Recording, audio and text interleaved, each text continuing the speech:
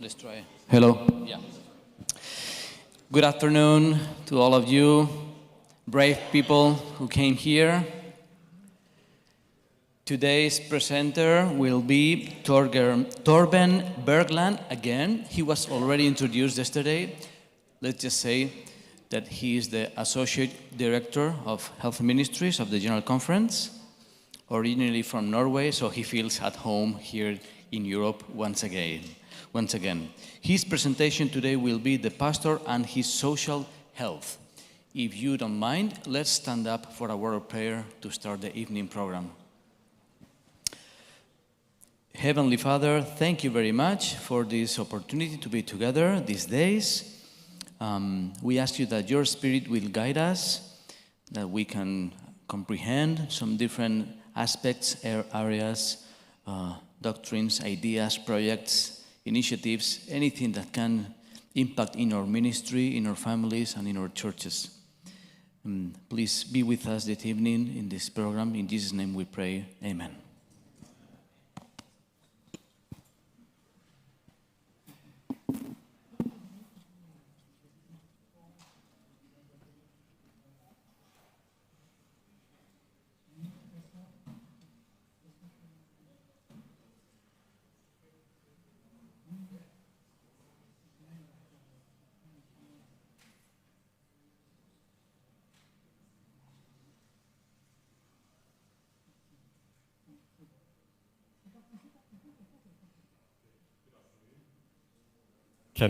Now you can hear me. Good afternoon.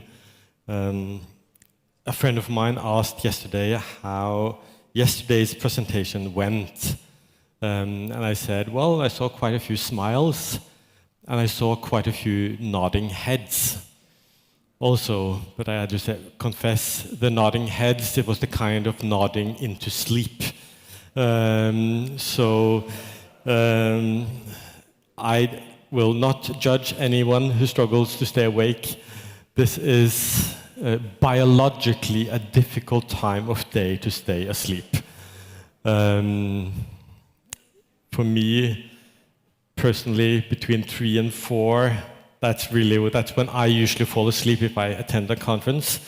So if you're not able to stay awake, I will not take it personally. I'll just think that you need sleep, your brain needs a timeout, and that's okay. And then you'll come back probably with your mind clearer for the next presentation. But if you manage to stay awake, you're very welcome to share in some reflection again, like we did yesterday. I hope that you again will be able to extract something that you can reflect on in regard to your own life. The topic today is the pastor's social health. We're looking again at the holistic perspective, these 4 major dimensions of health: physical health, mental health, today social health, and spiritual health, which we will hear about later also. But for me, really, the really exciting thing about life is not physical or mental health. Those are sort of the platform we have in order to be able to fully engage in social life and in spiritual life. Social and spiritual life, that's what life really is about. And of course, if we have good physical health, if we have good mental health, we can enjoy these dimensions of life all the more. And for me, as a psychiatrist, I'm just as much interested in the social, relational health of a client, a patient, as I am in their sort of mental health symptoms, disorders. Also because when people are struggling, it's manifested very much in their social life, and my experience also is in their spiritual life.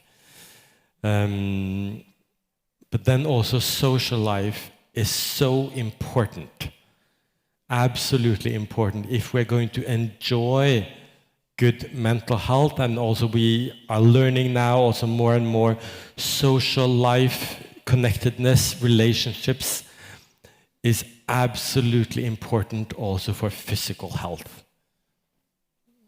If you don't have a good social life, if you don't have good relationships, you are going to struggle both mentally and physically. And we can, I think, add also spiritually. I don't know if you can have a good spiritual life without having a good social life. If you're disconnected from people, can you then have a meaningful spiritual life? Or is this so intricately and intimately connected that we absolutely need both? I will start with a story. This is a book that I'm going to reference a few times. It's not written for pastors, it's written for psychotherapists, on how psychotherapists should take care of themselves in all these dimensions of life. And John Norcross, he has written the book, and he starts with this story.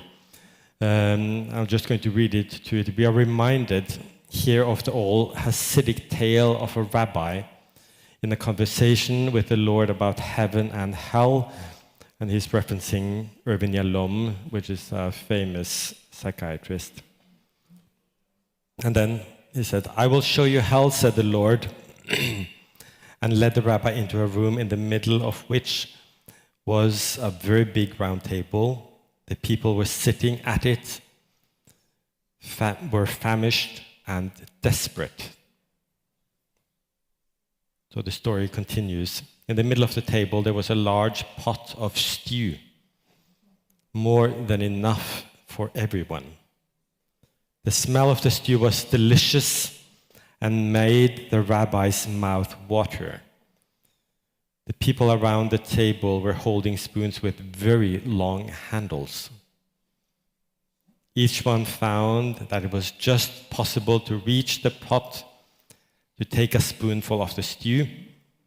But because the handle of the spoon was longer than the man's arm, each person could not get the food back into his or her mouth.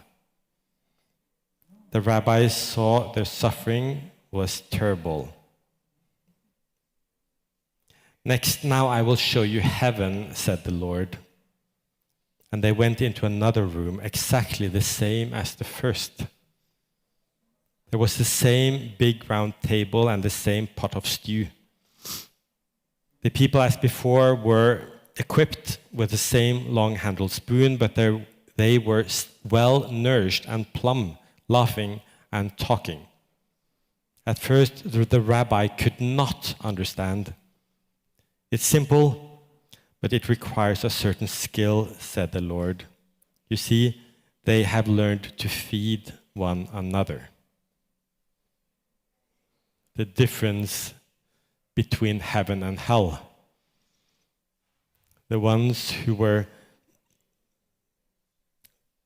just focused on themselves, trying to feed themselves. But heaven, in this tale, this metaphor, is where people were able to help one another, to support one another, to feed one another. I think that is really what having a good social health, having social well-being is to be able and to have the privilege to be in a community where people feed one another.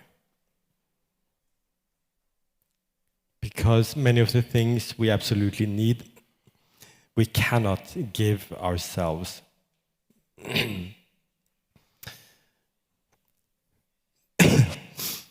For me, really, one of the most foundational truths of the Bible And if we were going to narrow down our fundamental beliefs or foundational beliefs, I think this should be one of them. And that is, the Lord said, it's not good that the man should be alone. It's not good for humans to be alone. That's really one of the most fundamental, essential insights into the nature of man that I think we have. And it's not just a spiritual insight, realization. This is everything within what we know in biology, in psychology, in medicine, affirms this. That when man is alone, when man is lonely, then man is suffering and struggling. This is from an article in one of the medical journals published a year ago, The Health Risks of Loneliness. And it says in one meta-analysis of, I apologize, I've been having some irritation and coughing, so you see I have a bit today. But if you allow me some breaks, I think I'll manage. But in this meta-analysis of 70 studies, individuals who were lonely had 26% greater odds of early mortality than non-lonely individuals. People who are lonely have a significantly higher risk of dying early, dying prematurely.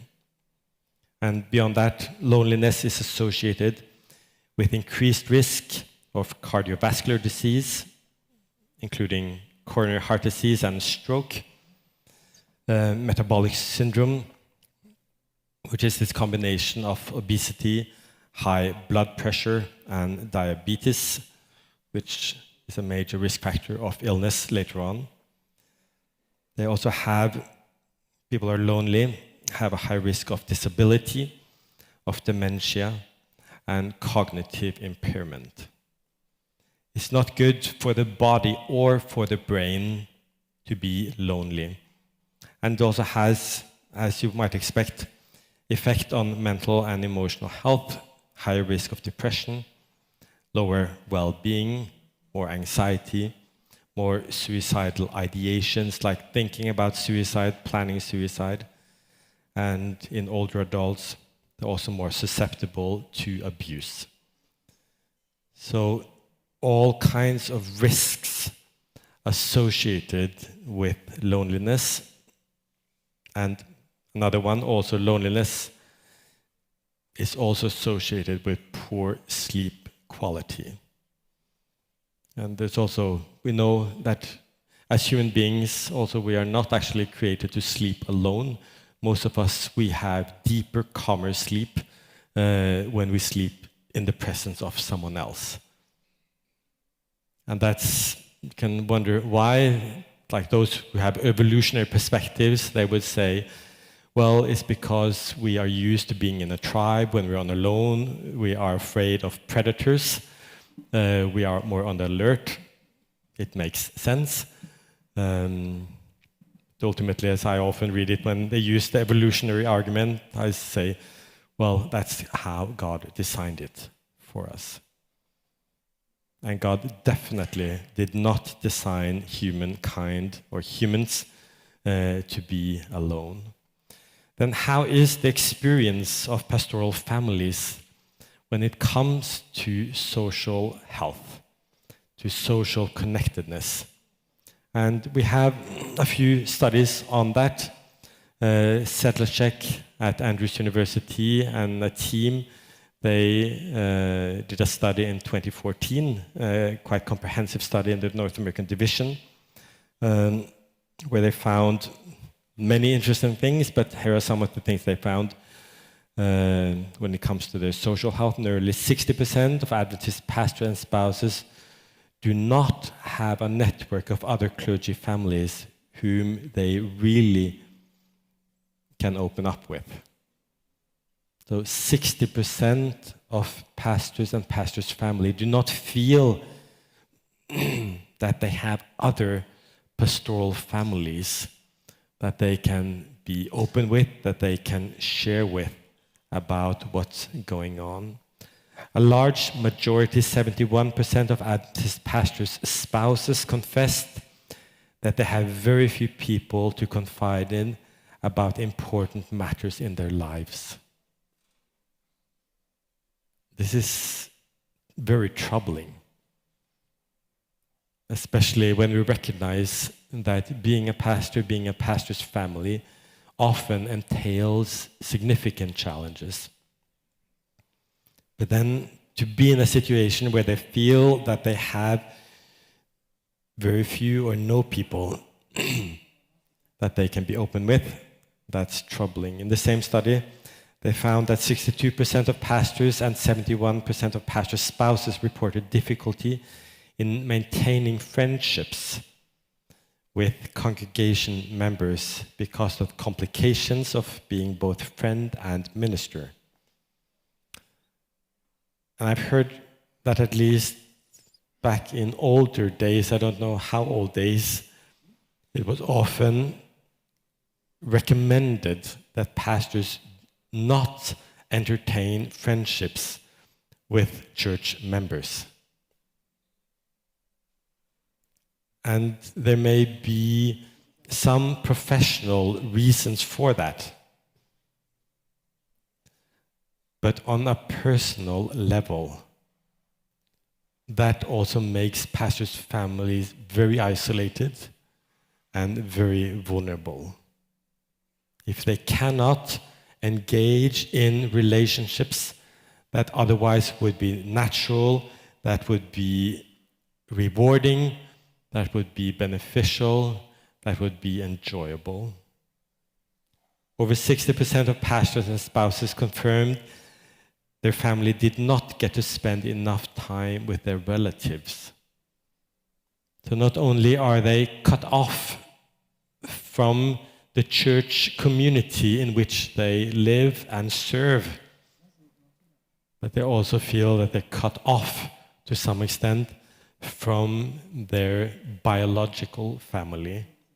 Again, things that indicate that it can be very lonely. A couple of other studies that have been done were summarized in this studies of pastoral families found that they often struggle with intrusion on family boundaries, like that the boundaries a family needs to function well often are not respected by others. And I think all of us who have been in the setting of a pastoral family can understand what that can mean. Also struggle with high role expectations for all family members. A pastor's family is not just the pastor serving as the pastor, but often the whole family feels a responsibility and a duty when they are in that role. And many, especially pastors' kids, can struggle with this experience of being always seen as the pastor's kid.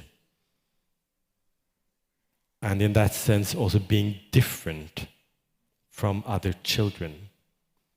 And one of the most difficult thing for many children, adolescents, is being different. Not being able to be fully part of the community, the network that they are. So these high expectations, it's referring to two things, both that they have to be like exemplary role models, do everything right, but also the expectations that they're always available and will always do whatever the church asks and needs of them. Another challenge, frequent and unexpected moves. I don't know how it's in your division. In Norway, where I come from, it's become more common that pastors stay for a longer time where they are, which I think is often a good thing for the family. But many places still the disruption of moving, reintegrating into a new context, it can be a challenge, and we know it's a major stressor. Feelings of isolation and loneliness as a common thing, and also a feeling of lack of support. This is something that many families experience.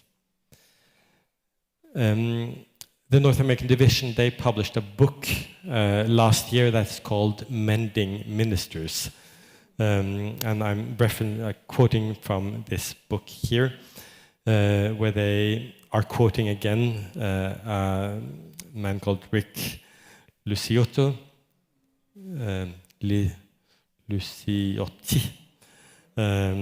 We need some help from the Italians here to pronounce this correctly. He's a facilitator of care of clergy and clergy families at the Penn Central Conference of United Church of Christ, not an Adventist church, but he defines self-care, like what's so important for pastors, self-care and for their families.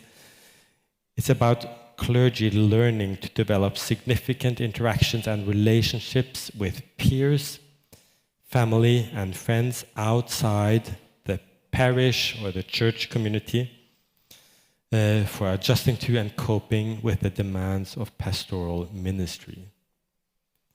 So the emphasis here is very much on that the need to intentionally seek interaction, to seek relationships with others also outside the church context. Yesterday I had like a self-assessment that you could do, and I have found one also here on social support, just to reflect on. 6 major questions. Here is, and I think just reflect on that in your own life. Who do you have in your life, and how many do you have in your life where you feel this?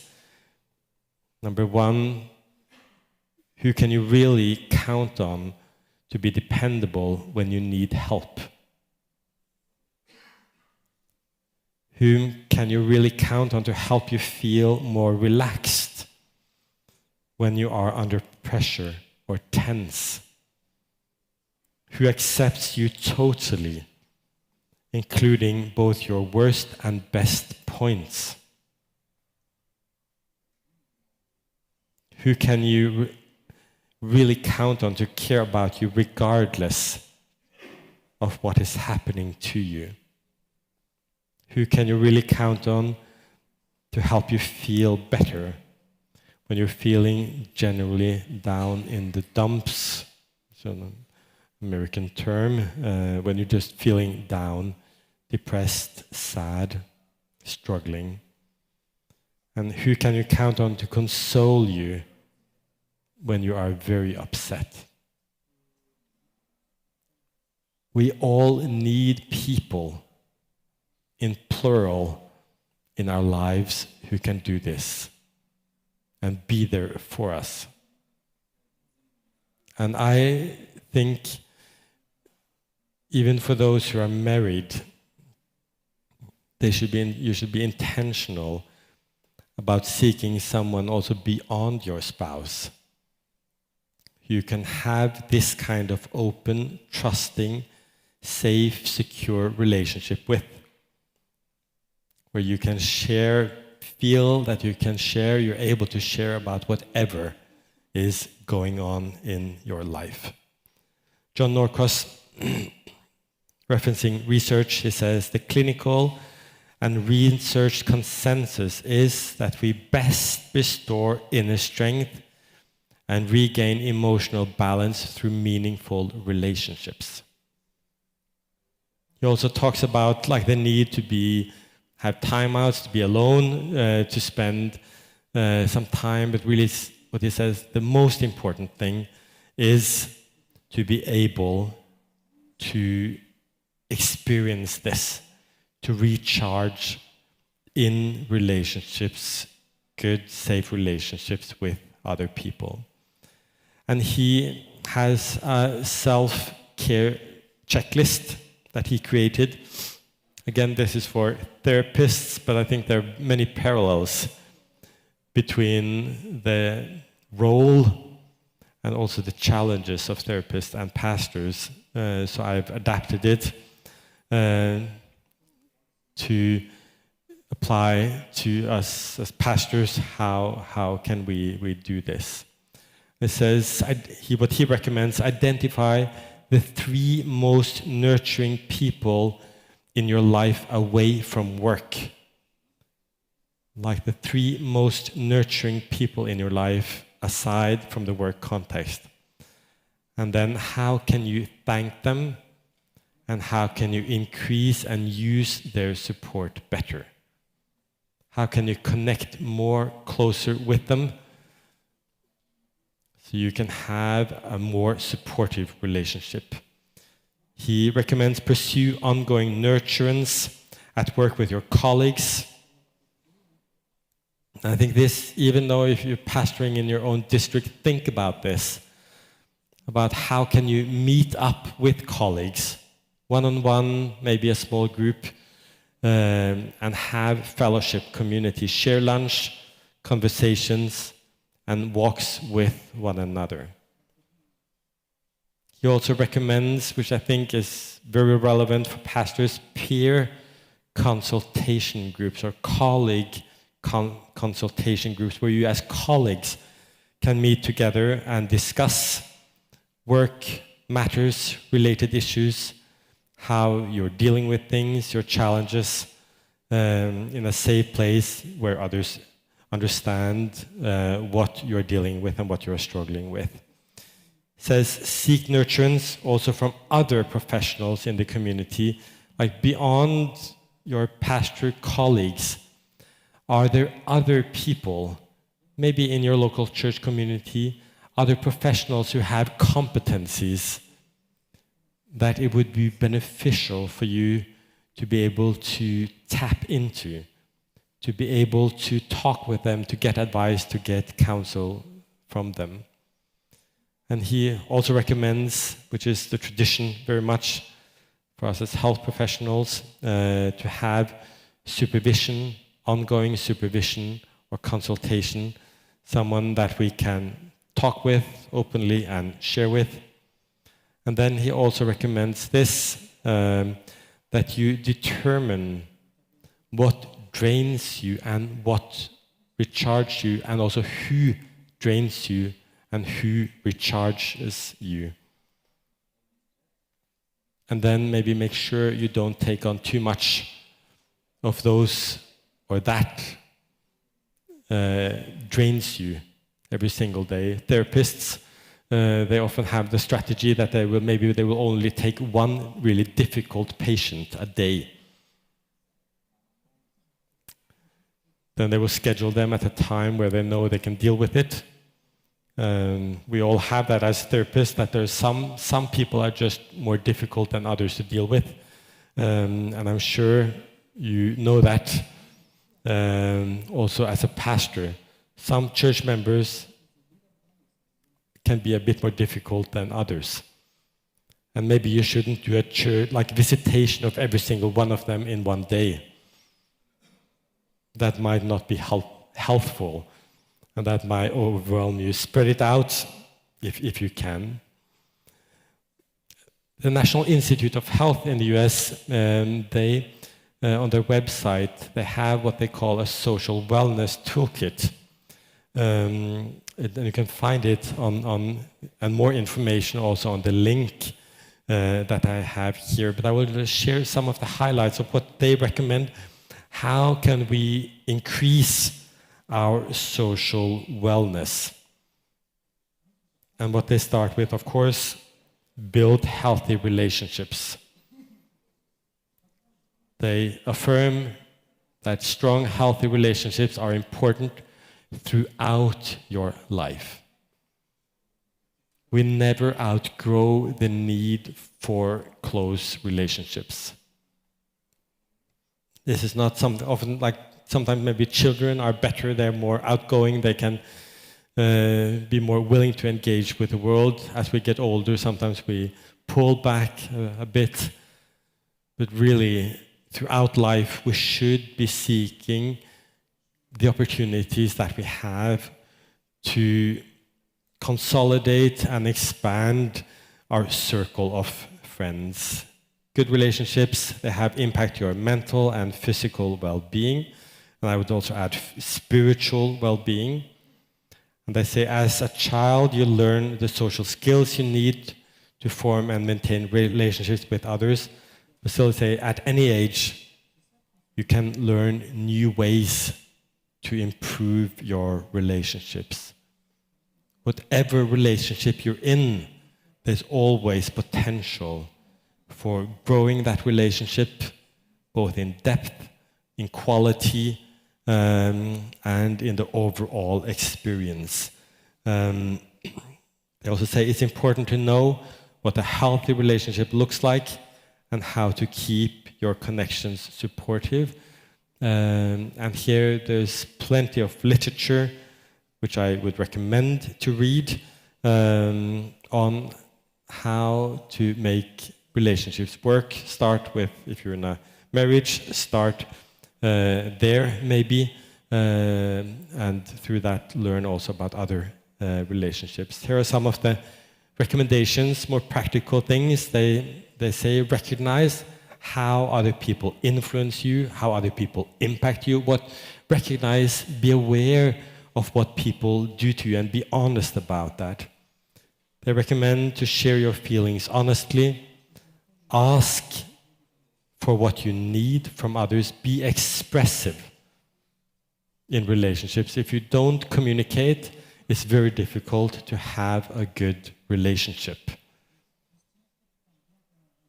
And often the most important things to communicate about are the things that can be maybe most difficult to go into, but there we need courage. Listen to others without judgment or blame. Be a good listener, be caring and empathetic. Be open, trying to understand how the other is feeling. Disagree with others respectfully. Conflicts should not turn into personal attacks. Disagreement, conflict is inevitable in relationships, but whenever you fight with decency, with love and with care, and that is possible. Avoid being overly critical, having angry outbursts, and any kind of violent behavior, whether that's physical violence or emotional violence. Emotional violence can be more hurtful and damaging than sometimes physical violence. Expect others to treat you with respect and honesty in return. Don't tolerate, don't accept if you are treated badly. That's something that you can say, this I don't accept. And then compromise. Try to come to agreement that works for everyone. Protect yourself from violent and abusive people. And that's something I think also for you as pastors are important, because sometimes you encounter them. And they can drive a pastor into burnout very quickly. I've seen plenty of that. Also in my father's life, sometimes people who are not necessarily physically violent, but abusive, manipulative, what a tremendous stress that can be. Set boundaries. You have to do that as a pastor, also to protect yourself. Decide what you are and aren't willing to do, and it's okay to say no. And then learn the differences between healthy and unhealthy and abusive ways of relating with others. Then what they recommend And also, I think for you, very important, bond with your kids. Be close to your kids. Parents have an important job. Raising kids is both rewarding and challenging. But if you can, as a parent, to be sensitive, responsive, consistent, and available to your kids, you can build an amazing relationship with them that is positive and healthy, and that will not only be a huge benefit for them as they leave home, go into the world, but it's also of tremendous value for you into the future. Strong emotional bonds that result help children learn how to manage their own feelings and behaviors and develop self-confidence. Children with strong connections to their caregivers are more likely to cope with life challenges and be successful. They're more likely to have good lives and to be able again to enter into good relationships. And here are some of their recommendations. They say, catch kids showing good behavior and offer specific praise. This has become like one of the more a modern strategy, rather than pointing out when they do something wrong.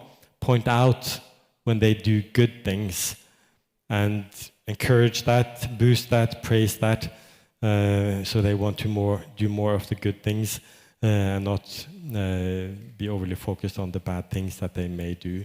Give children meaningful jobs at home and positive recognition afterward. Help them improve their skills one step at a time. I don't have children myself, but I have a sister and I have nieces. And it's just wonderful to see how they enjoy to help around the house with their father or whatever it is. When that happens, like chores or this kind of work, when it happens in the context of a good relationship with the parent, you're not just strengthening, you're not just getting the job done, you're having a good time doing it, you're creating work morale in the child, and that they have good associations when it comes to work. Use kind words, tones, and gestures when giving instructions and making requests. And spend some time every day in warm, positive, loving interactions with your kids. Time is too precious not to do that. Every single day, make sure you have allocated sufficient and significant time for warm, positive, loving interactions. Look for opportunities to spend time as a family, like taking after-dinner walks or reading books together. Very good. And like also eat together. I think that is so important. That's my understanding of the, like, if you want to have a relationship with anyone, you have to eat together. Relationships somehow happen when there's food and people together, relationships are formed. And that's, I think, absolutely essential. Unfortunately, I know many families where people just eat on their own. Food does not, and meals does not become this center for relating, and you're missing out on a lot. Brainstorm solutions to problems at home and school together. Be available for advice and support, especially for teens. And then, very importantly, set limits for yourself on mobile device use and other distractions. For instance, check your phone after your child goes to bed. Like these devices that we have and that most of us, many of us are addicted to in some way or another. But when that screen comes in between us, in whatever situation it is, it disrupts relationship. And especially when you're with your child or children, you can't afford that. Ask about your child's concern, worries, goals, and ideas. Participate in activities that your child enjoys. Help out with and attend their events, games, activities, and performances. Be there for them. Show them that what they do, their interests, their activities, they matter. I'll share a couple of things that Ellen White says from the book Gospel Workers, just to drive this home. She says, the minister's duties lie around him, nigh and far off, but his first duty is to his children. And I think we could say spouse also, without saying something wrong. The spouse and the children are the first duty of the pastor. He or she should not become so engrossed with his outside duties as to neglect the instruction with which his children need. He may look upon his home duties as of lesser importance, but in reality, they lie at the very foundation of the well-being of individuals and of society. To a large degree, the happiness of men and women and the success of the church depend upon home influence. If a pastor neglects his home and his family, he's neglecting the most important thing. She continues here, she says, the world is not so much in need of great minds as of good men who are a blessing in their homes. And she says, nothing can excuse the minister for neglecting the inner circle for the larger circle. The spiritual welfare of his family comes first. In the day of the final reckoning, God will inquire what he did to win to Christ those whom he took the responsibility of bringing into the world. Great good done for others cannot cancel the debt that he owes to God to care for his own children. Like it couldn't be much clearer than that. Make sure your children, make sure your spouse is doing well. Next, make connections.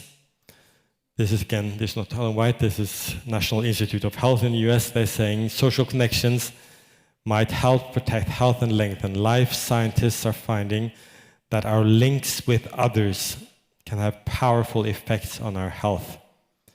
Whether with family, friends, neighbors, romantic partners, or others, social connections can influence our biology and well-being. Look for ways to get involved with others. And this is also what I think as pastors, look for ways to connect with the community. Not just with your church community, but the larger community. I think if you're going to be a successful pastor in Europe today, you have to be connected, you have to be visible, you have to be present in the larger community. And there are many ways of doing that, but there are many ways, like beyond just preaching to the community, that's not enough. Engaging in the community, being part of it, helping it to improve, to become a better place. Here's some of the recommendations, again, that the National Institute of Health has. Join a group focused. And I'm serious about this. I think as pastors, you should engage in these kind of activities also in the community. Just as a private person, being part of the community for the sake of the community, for the sake of serving the community, but also for your own sake. Because it's good for you to just connect and be present with people just as a normal human being. Join a group focused on a favorite hobby such as reading, hiking, painting, wood carving, just examples. Learn something new, take a cooking, writing, art, music, or computer class. Join a gym, sports club, a walking group. Join a choral group, band, orchestra. Like sometimes these are things that we tend to do within our community, but I think it's very healthy for all of us to also engage in these kind of activities outside. Help with gardening at a community garden or park, volunteer at a school, library, hospital, or place of worship. Participate in neighborhood events like park cleanup through your local recreation center or community association. Get active in your community. Helping others can reduce feelings of loneliness, your own and that of others. And then what they also recommend, travel to different places and meet new people.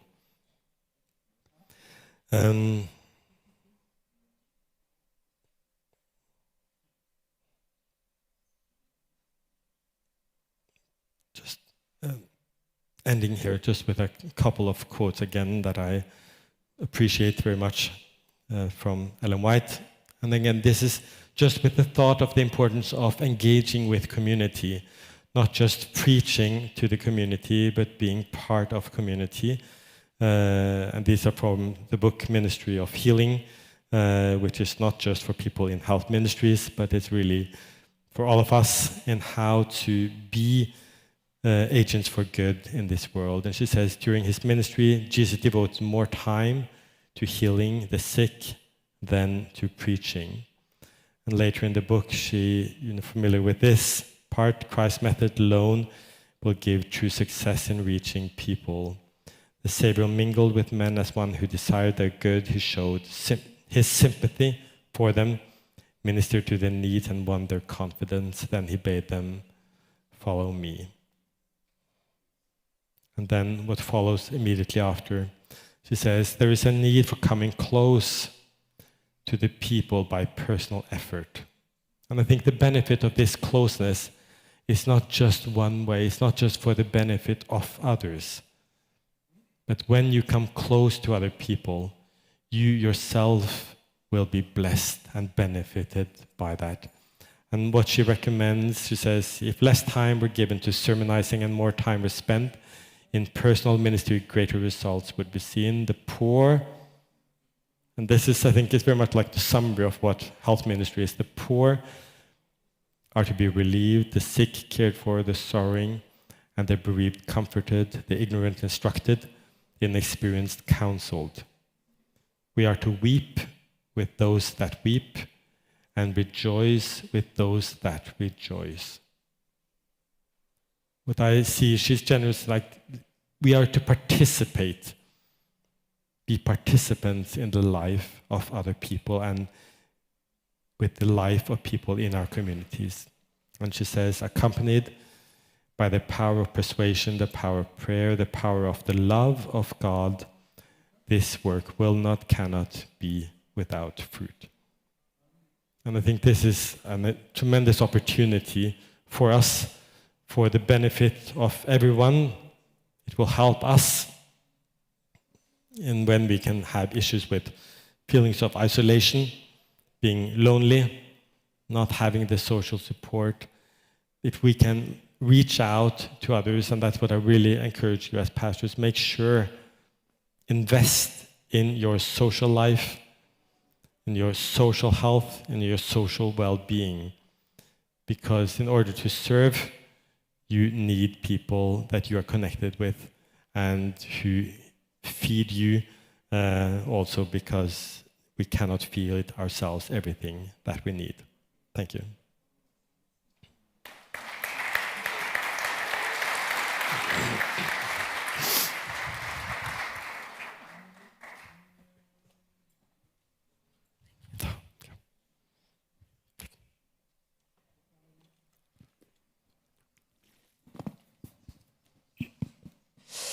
Good afternoon. Thank you very much, Dr. Bergland, for your presentation. You're helping us to be more healthy in all the areas. Hopefully by the end of this week, we can come back healthier at home. We have a special announcement. I don't know if any of you have parked below here on this area. We have been asked to move the cars to the upper parking because the bus will come around 4 or something, and it will be difficult for the bus to go there. So if that is the case, thank you for your help. Next presentation will be by Anthony WagenerSmith. He lives in St. Albans, UK, with his family, where he serves as Director of Mission and Evangelism for the TED. Previously, he was Associate Director of the North American Division Evangelism Institute, developing church planting leaders across North America and teaching graduate and doctoral courses through the SDA Theological Seminar at Andrews University. He served for 12 years in the Florida Conference, pastoring and planting churches, and we already had the privilege of listening to his workshop yesterday, which was very useful. Thank you very much. Time is yours.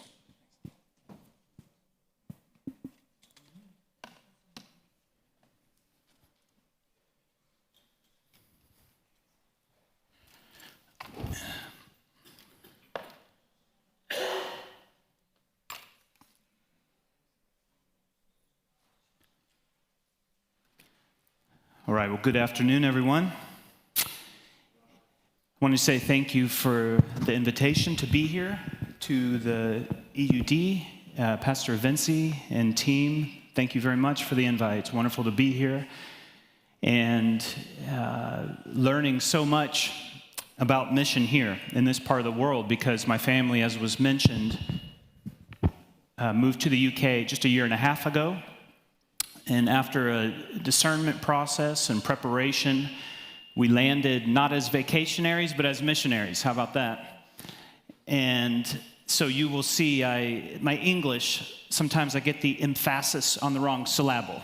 It's okay. But our priority coming, and my priority, has really been listening and learning and relationship building. So I appreciate the presentation, Torben, on social and relationships. We have not come to Europe with easy answers to difficult problems, but as learners of your cultures and the great opportunities that are here. So thank you very much for the invitation. And if any of you fall asleep, then you are doing a good thing, because you're practicing what we learned yesterday, right? That was one of the important points.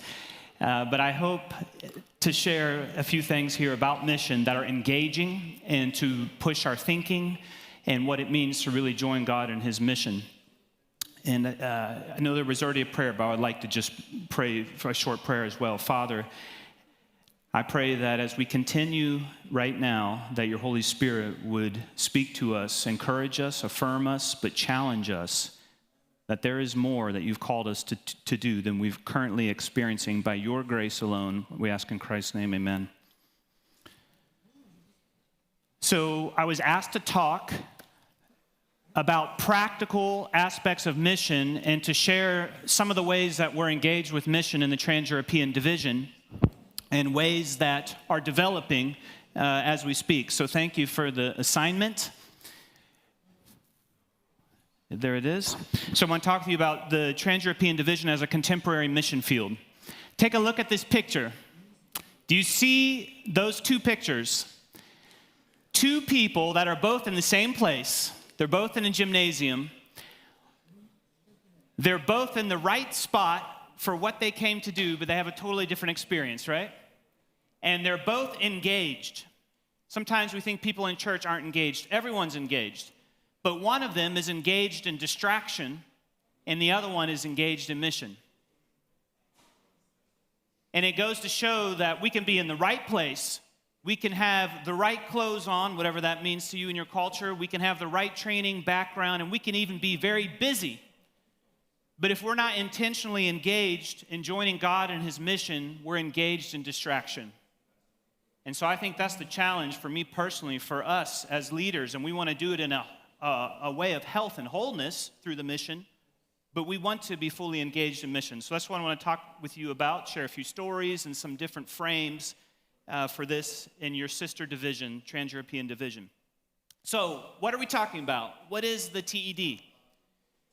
I put this together based on David Trim, wrote an excellent book called A Passion for Mission, 2019, and a little bit about the history of this division and some of the parallels that you may see here as well.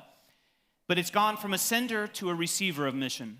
From 1929 to the early 1990s, the Northern European Division sent around 1,000 missionaries, that's if you include spouses, from Britain and Scandinavia to Africa, Asia, the Middle East, and beyond. So a huge missionary movement. But as time went on, the churches in those places became more established and rapidly growing. And we see in 1970, the Horn of Africa administratively separated, developed its own leadership. In 1980, West Africa, the West African division, and the development and the rapid growth in education, evangelism, and mission that's taking place that we still see today.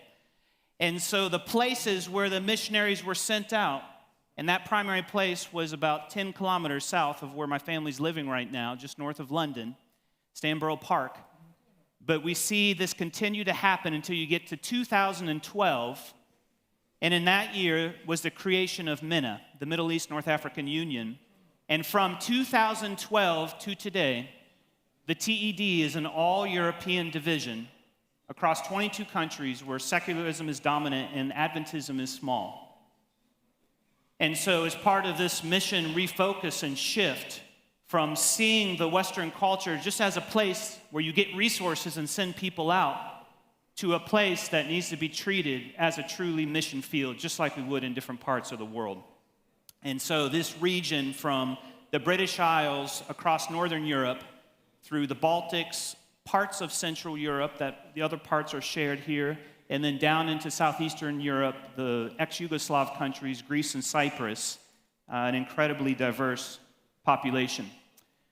I put this together a few months ago and looked at the 4 world divisions in the Adventist Church that have their headquarters in a post-Christian culture.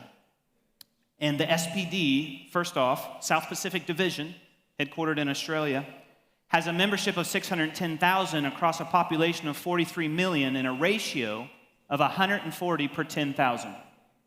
And a lot of that growth is in PNG, Papua New Guinea, and the rapid growth that we see taking place right now in the Pacific Islands. The North American Division, where I served previously, while it has a membership of 1.2 million across 371 million people, the ratio is 34 per 10,000. And watch how this continues to develop, because this is the challenge that we share as colleagues here. The EUD, a membership of 178,000, this was taken from last year, so it may be a little different, but across 338 million, and notice the ratio, 5 to 10,000. And then you have the Trans-European Division, the smallest division in the Adventist Church, 88,000 members across 207 million people with a ratio of 4 per every 10,000 people self-identify as a Seventh-day Adventist Christian. Now let me just pause there. That 88,000 or so, more than 50% is in the British Union. And so that means across the other 21 countries in the TED, there's less than 44,000 members on the books. And we know the rapid changes that have happened after COVID. Now, I would never stand here today and discount the radical, life-threatening nature of being a missionary in the Middle East. I think this is probably the top, the 1040 window. But after that, is not secular Europe the greatest mission field in the world today? Do you guys believe that? I know this is one of the things that is such a passion for my wife and I to come, again, as listeners and learners, but to enter what we believe is the greatest mission field in the world. And yet, who wants to go, right? Who wants to go? When I served in North America, we had a similar dynamic, although the process is not as evolved as much. And I used to tell people, North America is a mission field, but no one takes it seriously. So maybe we should change the name. Maybe it should be North America. Because if you say America, it sounds like a tropical island, right? It sounds like a place that's highly desirable, and you can see yourself on the beach in a lawn chair with the lemonade under the palm tree, right? Europe is one of the greatest mission fields in the world today. It's silent, but I know you're hearing me. So what are the challenges? I want to focus on practical things we're doing, but just to paint out a little more some of the challenges. Do any of you have heard this story on the Austrian-Italian border in 1991 that this Iceman was discovered in a glacier, preserved in time for hundreds of years? And they found his skeleton, they found his bearskin clothes and all the other things that he had with him, and they put this together after the fact. But that, to me, is one of the challenges we have. And I can say this as the only American serving in the division.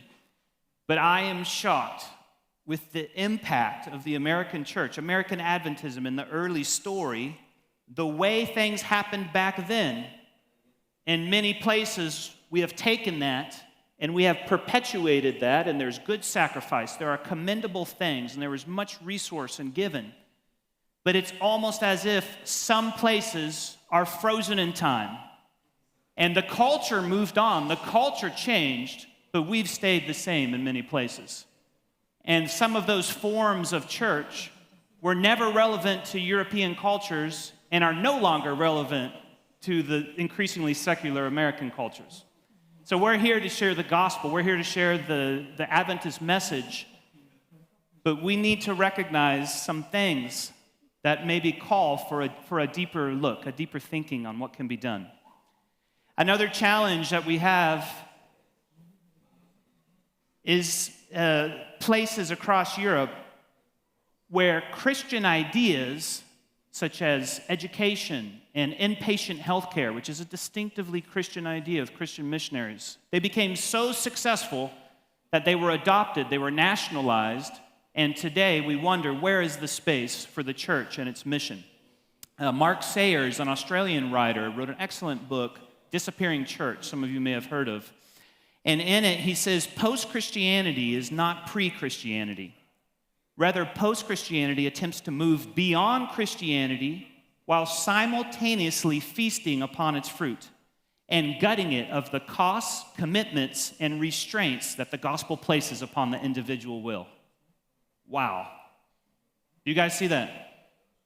He's saying that the approach to life in today's culture is essentially built on Christian values, but removing Christian belief. This is the secular humanism experiment to abstract true belief, but build upon those values. And so many of the things that we experience in our culture today that people enjoy and want to move here for have Christian roots. And we're feasting upon the fruit, but we've rejected the roots. So why do I need Jesus? Why do I need the gospel message when I have the benefits of all the historically Christian ideas that come to me by virtue of being in this culture? Another challenge is to take an x-ray of where we are at. This is something that I just shared briefly in the workshop and I want to show here. But the TED, I did a little research from 2000 to 2021. What has happened in terms of the number of churches and congregations in this division? And we won't go through every piece. You may not be able to read it all. But in 2000, you see all the 11 unions and 3 attached missions mentioned. In 2000, there was a total of 1,244 churches and companies. In 2021, 1,398, to make an average annual percentage growth of 0.57%. Now, in the church, we often look at baptisms, and that has its place, but it's much more interesting the number of worshiping communities to see that over time. And if you notice in red, besides the Adriatic Union, what is the common region in those places that have had the greatest decline? You see there minus 12%, Danish Union, Finnish Union, Netherlands Union, Norwegian Union. An incredible challenge to take an honest look, not to be discouraged, but to understand the starting point. And I believe that's so essential when we look at vision, right?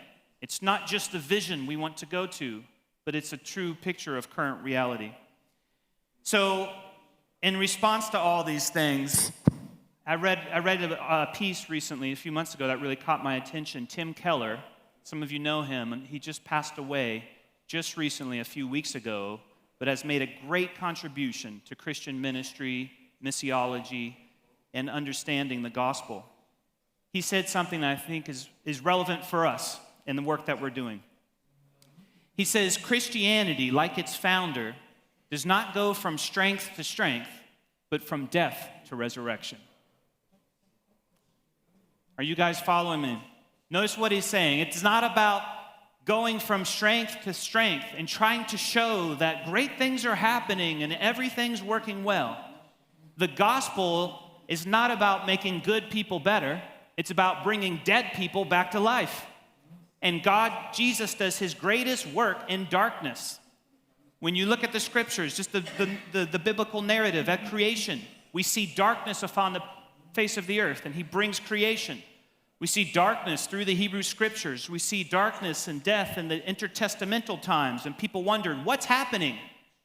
400 years, not just 21 years, 400 years of silence. And then you see the Savior come, and the darkness, and not only physical, but mental, emotional anguish before the greatest victory that has ever happened on the cross and the resurrection. And in the end, just before the second coming, the Bible predicts darkness. It predicts decline. It predicts death and decay. And I just have to wonder, maybe God, in his wisdom, is allowing the church to be stripped of everything that it was so prideful about in the heritage, and being stripped down in order to reconstruct and to rebuild what God wants to build. So if you're a pastor, you're a conference union leader, this tells you it's okay that some things die. It's okay that some things will die, because death precedes resurrection. And a successful church, if you're a pastor, I want you to hear this, a successful church is not a mega church. That is an American idea that has tried to be imported into different parts of the world. Don't take American imports, okay? I need to be careful what I say. But a successful church is not a mega church. A successful church is a mother church. You see the difference? It's not size, it's how am I fulfilling my purpose in my generation in such a way that the mission can be passed on to the next generation and they get those values. So I think that's our call, is to lean into the Lord and to understand, just like Christ, that we move not from strength to strength and showing that everything's wonderful, but from death to resurrection, and God gets the glory. Here's a picture of some of our union presidents. We just had our combined advisory in Montenegro a few months ago. And they were so excited about mission that out of that meeting on the spot, we created forums for church planting across the different regions. And I'll show some of our regions and things that are being done. But the cultures are so radically diverse, we don't put everyone together, right? We are together as one, but we have a special strategy and approach across regions. And in the TED, just to create a frame before I look at some specific stories, the spring of this year, we looked at who we are, what we have in our hand as a division, and how can we best serve our unions, fields, attached missions. And everything we did through a process of strategic planning and prayer and visioning circled around the concept of engagement. We want to be fully engaged in mission. And yet, there's all these different things that go on in the church. And those of you that serve in administrative roles or in other areas, you understand. In the TED, we have 32 ministries and services. That's a lot of things going on. Now, we don't have 32 leaders, right? Because we have each person doing multiple things. But 32 ministries and services. We also have well-written and articulated documents on strategic plans and all these different things. This is a word cloud of the strategic plan that I put into a word cloud generator. But we said, how can we go back to basics and how we want to best serve the unions, conferences, and missions for intentional and prayerful mission? And so what we did is we zeroed in on a few strategic focus areas. These are not the vision for the union or the conference, and these are not the only things we do as a division, but this is where we want to really focus on. The first is to extend love. We lead not with doctrinal discussions. We lead with love, with true relationship. that builds a connection to engage someone in the scriptures and the gospel story. Secondly, we want to grow lifelong disciples. So our directors and teams are looking at how can we do collaborative events and training together. So we're not just going to have a children's ministry approach that's disconnected from the parents, but how can we do this across generations? And then the third area, which is what I was asked to talk about here, is multiply communities. Multiply communities, and notice the phrase there, in people groups and places. This is very important when we think of mission, because historically the Adventist Church has focused geographically, as we should. There is a new country, there's an unentered city, and we want to send someone to go to that place. But when I read the Great Commission and I read Acts chapter 1, Jesus calls us to focus not only geographically, but also demographically. So that means we can start and multiply communities that may be a few kilometers away from an existing location, but if it's reaching an entirely different people group, it's an expression of mission. So thinking demographically, not just geographically. And of course, this connects with the General Conference theme, I will go, but with special divisional emphases that are relevant in working with our unions, conferences, and fields. So that might be on a division level, but even on a local church level. I always did this practice as a pastor and a planter to come together and to simplify things, because most of your members, they're exhausted, they're working all week long. Keep it simple, keep it memorable, and make it meaningful. If we had more time, we would look at some biblical frames, out of which I'm going to now shift into talking about that form the basis of contemporary mission. But with time here, I want to keep moving forward. And I want to talk with you about specific focus areas. If you notice, I started my presentation talking about the challenges, talking about the problems, talking about current reality. But I'm convicted we should spend our best energy not on tearing down the old, but on building the new. Not on just complaining and focusing on what we have, but prayerfully looking to spend our best energy and stepping into what God has for us in the future. So one of these first areas is how can we create a constructive theology that's faithful to the Adventist mission, but is constructive in our cultures rather than the example of the Iceman, right? And so one of the key shifts we find today is from truth to identity. People today in a secular culture are not waking up saying, what's the truth? But they are waking up saying, who am I? What is life really about? What's my identity? Who is my group? What is my social connections, as Torben just spoke to us about? So here's how we're putting this together and then starting to create different communities to develop this. There's two main options that we see in terms of identity in our division. One is an inherited identity. An inherited identity, these are our countries or cultures where you have a state-sponsored faith with religiosity tied to nationality. So the Orthodox dominant countries, which for us is Serbia, Montenegro, Greece, southern half of Cyprus. For you, it may be Bulgaria, Romania, and different places. But these are places where to say you're not Orthodox is on par with saying you're not a citizen of the country. That is a unique missional challenge that we need to take seriously in the Adventist Church. And it doesn't fall neatly under the secular post-Christian or the Jewish, Hindu, and other groups. So how can we uniquely focus on that? Another option is a chosen identity. So for us, this would be Scandinavia and the Nordics, places where your identity is a post-Christian paganism with hyper-individualism. So you choose. So I can wake up one day and I can say, my identity is X, Y, or Z. But the next day, my identity is this, and my identity is this. You choose. You're not tied down. You choose anything you want.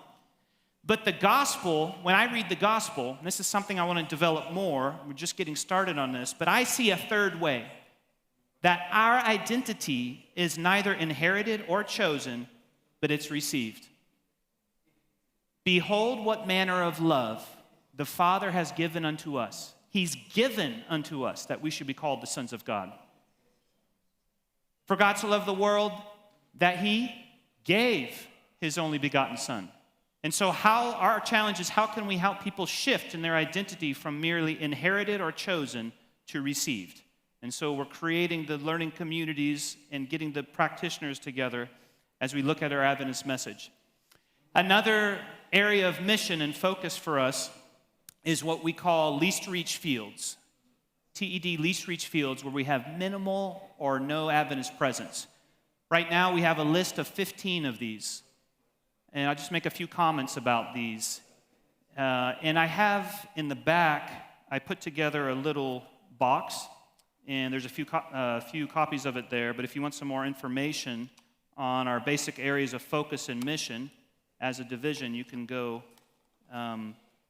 pick that up. And so each side of the box is a different initiative, different aspect that we're in the process of developing together right now. So the Åland Islands, it's a semi-autonomous region off the southern coast of Finland. Albania, we have a big emphasis there and different things that we're doing. Bosnia-Herzegovina, Cyprus, the Faroe Islands, which is connected to Denmark, the Danish Union. Greece, Greenland. We just selected a missionary couple to go to Greenland. By God's grace, He provided someone, and we're working on the partnerships to make this happen and to go there. An incredible challenge that's geographically in North America, but connected to Denmark, the Kingdom of Denmark historically. Guernsey, which is one of the 3 British Crown protectorates. Iceland, the Isle of Man. Jersey, Kosovo, Montenegro, North Macedonia, and Slovenia. And in each one of these, we're working with our field presidents to really develop the vision for the work in that area, understand current reality, which we need to understand and learn from what's happened in the past, but then find partners in mission. So this is going to be church entities or supporting ministries where we can make those connections, because we are a small team and we rely on the partnerships to really see God's work move forward in some of these areas. Another aspect of the mission is key cities. If we have time, we develop that more biblically, theologically, but in a practical sense, key cities are the hubs where we want to focus on 3 things: church planting, centers of influence, and urban mission. So it's creating a multifaceted, holistic approach. You can see some of these cities here in the photos: Copenhagen, Helsinki, Oslo, Athens, Greece. I was just there last month, and we're working on finding a way to launch a campus ministry in one of the public universities, utilizing a youth church that was just planted. The church is very small there. We have 4 pastors, less than 200 members, when everyone's together, and yet what an incredible mission field that is. Here's an example of one of the projects going on right now in Oslo, Norway.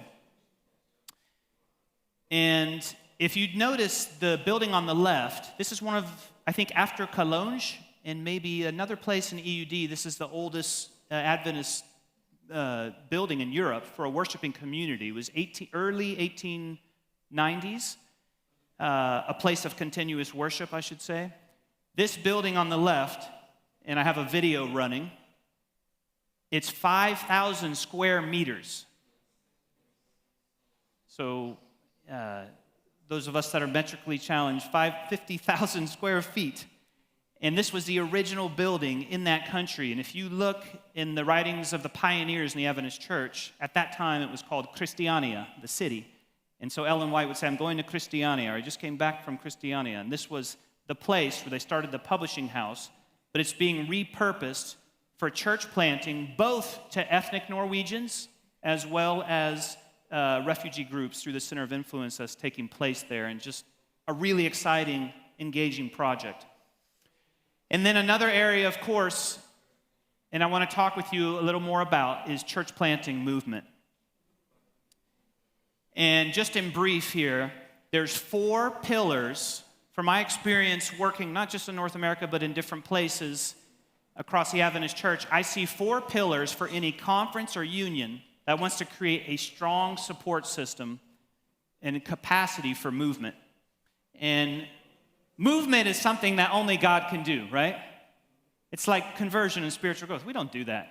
But there's certain things God's called us to do to place ourselves in a position where we're more likely to experience that inflowing and that transforming power that he's promised. And so these 4 areas, the first one, start with why. And you can do this even as a pastor in your church, but now I'm talking specifically to our conference union leaders. Start with the why. Create awareness of the heart, awareness spiritually. I showed you a little picture of a historical thing. A second one is an apostolic paradigm to inspire and educate. A third is to recapture the role of biblical elders. I was so glad to meet my brother with a well-chosen first name. The surname's different, but a well-chosen first name, and to hear about his work with elders. Thank you very much. In our church, this is so important. You can't reform the role of the minister without focusing on the role of the elders. They go hand in hand. It's so important. And then the last one is create church planting residencies or cohorts in a region to really go in depth with people in the coaching and the training. I want to share just a few points from this. But in terms of creating awareness, we're focusing on 3 distinct groups, and we're making a training strategy and a financial strategy for these 3 groups in church planting. The first is church plants to reach the majority culture. So this is probably our toughest challenge. But those that have been multi-generational residents in a country, as well as second and third generation Adventists who no longer identify with the faith expression of their parents, right? And I've talked to some of you as pastors here and your kids and different experiences. Both of those are very important. We need a special approach to boldly start new communities in a fresh way for them. A second group is our church plants to reach immigrants from non-Christian cultures. So right now, this year in the TED, we've gone from having 1 church plant for Chinese from mainland China to 3. And so now we have 3 that are being developed. Same thing with the Muslim work in the UK. There's a group of Farsi-speaking Muslims that have moved to the UK with immigration, but some of them had dreams about Isa, dreams about Jesus while they were in Iran. They experienced conversion, were baptized in private spaces. Then they immigrate to the UK, and so we're creating a network and support for them, working together with our unions. These would be examples of also difficult to reach groups. Numerically, they're not as much as the majority culture, but we want to make sure that we focus on that in a special way. And then the third group is our church plants to reach immigrants from Christian cultures. So many groups that have moved from the global south. And if I can say, this is an incredible blessing to the church. Some of you have moved from other countries to where you're at. And it's a very difficult experience. You know what you've gone through and the challenges of coming. We need to continue to support in a special way all 3 groups. But all 3 groups are different. So a special training strategy, a special plan to finance and to support.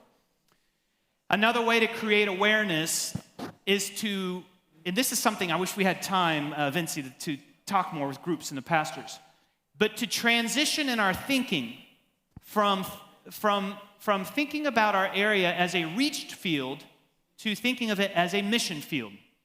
This is my approach to put this together. There's many different ways to look at this. But in a reached field paradigm with church planting, you start, and a reached field is a place that has a high saturation or a high concentration of Christians or Adventists. Praise God for those places. But in that is a totally different reality. You start with the pastor as leader. You enter reached fields and recruit long-term believers. Then you begin gathering with long-term believers. You appoint the leaders from long-term believers, and at the end, after everything else is done, then you say, okay, we have a church, we have a worship service, what's our mission? What are we supposed to be doing in this community? A historical example of this would be the Pilgrims. When they left Europe and went to the New World, it was a different experience than those that went to Australia, right? But the ones that went to America, they went there because they were long-term believers with high commitment to Jesus Christ. And so when they landed on the shores, after they survived the first winter with the help of the Indians, they had what I call instant church. They didn't have to go into the culture and do mission and create close friendships with those from different cultures. They had instant church. They had it all, boom, right there. And there's many places where this approach, which was the approach in the past in Europe, there's many places today where it still works in different regions, especially different divisions. And I'm of the opinion that we need a plan or a strategy for both in a conference or a union. Reach field, which is usually going to be our immigrant groups from Christian backgrounds, and the mission field. But that approach in Europe, in North America, Australia, New Zealand, is not as effective as it was in yesteryear. That's where we need to transition to a mission field approach. And in a mission field approach, you start with apostolic teams. What is an apostolic team? And if we have more time to share pictures and videos and examples of this, it's a core group, let's say. But the purpose of that core group is not to plan a program and decide who's going to do music, who's going to do worship, who's going to do greeting and start the program. The purpose of them is to be trained to live on mission in everyday life, to create real friendships, to create spiritual conversations, because there's no long-term believers to recruit and to actually start the church. And so you start with apostolic teams, then they enter fields of lostness. An example of this right now in Oslo, I shared some pictures. We have a group that's being developed, and they're starting a third place or a third space. And so it's neutral territory in the community where anyone comes together. The church facilitates the experience, but then to make friendships and make the connections out of that. Because evangelism in a post-Christian context has left the building. We still have evangelistic series. We still preach the gospel. Don't misunderstand. I do evangelism. I preach the message. But entering fields of lostness does not happen inside of a church building, because church is not a program that happens on the seventh day of the week. Are you guys awake? Church is a family that lives on mission 7 days a week. Maybe someone needs to write a book or create a resource from the seventh day to every day. We don't leave the Sabbath behind. It's our special ace card. It's an amazing experience, but we need to transition in our mind to thinking of church attendance, not just as how many people attended a program on Saturday, but how many people did you have and your members have gospel conversations with during the week? So entering fields of lostness. Then you evangelize until new disciples are made, and after that, then you begin gathering. This is the biggest thing, and I've seen this down through the years in my own ministry and training, coaching. The biggest thing that separates a church split from a church plant, a missional church plant, is that in a missional plant, you do discipling and ministry and evangelism in the community, and then you develop the worship service. Because if all your time is spent running a worship service, it's very challenging to have authentic relationships and ministries during the week. And the purpose of a worship gathering on Sabbath is, number one, to celebrate God, but then number two, to celebrate what God is doing in the world through your life. And so that means if we plant a church and there's no disciples that have been made, we're actually celebrating ourselves. We're celebrating God, but there's none of the mission to really celebrate. And then, of course, the last one is to appoint leaders from among the new disciples. And I've seen many young people that have been baptized, developing them, and then they take on leadership, and they become the elders, appointed elders of that new church. So from a reach field paradigm to a mission field paradigm. If we had time, it'd be great to play that out, what that looks like, what are some examples, and we're talking about culture change. Look at this picture right here. Just last month, so I'm not just coming to you with theory and ideas, I'm coming to you with things that are actually happening right now that are starting to get momentum. In Tallinn, Estonia, the pastor there pastors a Russian-speaking church in Tallinn, and the city of Tallinn is 50% Russian-speaking. But there's many, and this was before the war with Ukraine, but there's many other Russian-speaking young families and professionals that aren't going to connect with the church.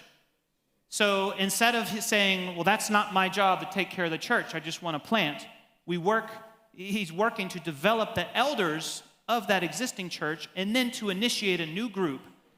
And that was their opening worship gathering on May, but they did a year and a half or more before that of developing the ministries, developing the vision. This is what we're talking about, living on mission first, church second. Here's another picture in Albania. The Adventist church started in 1994. If you know the story, the communist dictator Enver Hoxha, after he was deposed, things opened up in that country, and there was David Curry, previous ministerial secretary of the division, and others that went down there and did some evangelism. And the gentleman there, third from the left in the front row, was one of the first Adventists to be baptized. He has a church he's responsible for, but he's developing the elders and the leadership, and he's launching a new group to reach ethnic Albanians, which is one of our greatest challenges in a division, and it's exciting to really see that develop. So start with the why. Secondly, develop an apostolic paradigm. And because of time, I'm just going to keep moving here. But it's very important that we stimulate not just a pastoral imagination, where every leader, and we just give them the name pastor, even if they don't have the gift, and we stimulate an apostolic imagination. And we see this not only in New Testament, but in early Adventist history. And there's an article I published 2021 on this that takes a detailed look at the apostolic gift in the New Testament, early Adventist history. How do we move away from that? And what are some things to come back on? But I see over time, with successive editions of the church manual, that the influence of the elder in the local church is increasingly diminished. Until the most recent edition, they're actually called special assistants to the pastor, and there's a list of 9 to 11 things that elders always used to do, but can no longer do unless there's the absence of the pastor or special delegation by the pastor. Now, this is not negative church manual and being negative on organization. I'm very big on strategy and having clear pathways. But it's to recognize that we have a legacy of mission that can be recaptured best, not by trying to always change the existing churches, but starting a new mission in a new place. So I encourage you to look at that. And if you're a pastor, this is something you can use to inspire and educate, or a conference leader, have your pastors read these things and getting them to discuss. It also happens through education. Newbold College, Laszlo was here, and our principal, Steve Curl. But a reorientation, so every student is having a strong focus on mission, church planting, and understanding that we're called to give the best years of our life, not just to be the caretakers of the church, but to stimulate mission. We need to start placing pastors not just in districts, but in cities. How about that? What if those of you that are conference union leaders, what if you told in the induction process of the new pastor, they have 2 churches, but what if you told them your assignment, your district, is the city? Now you have these 2 churches and you can't neglect them because that's your job, right? You got to take care of them. You got to work with them and work with the elders. But they are resources in order to reach the city.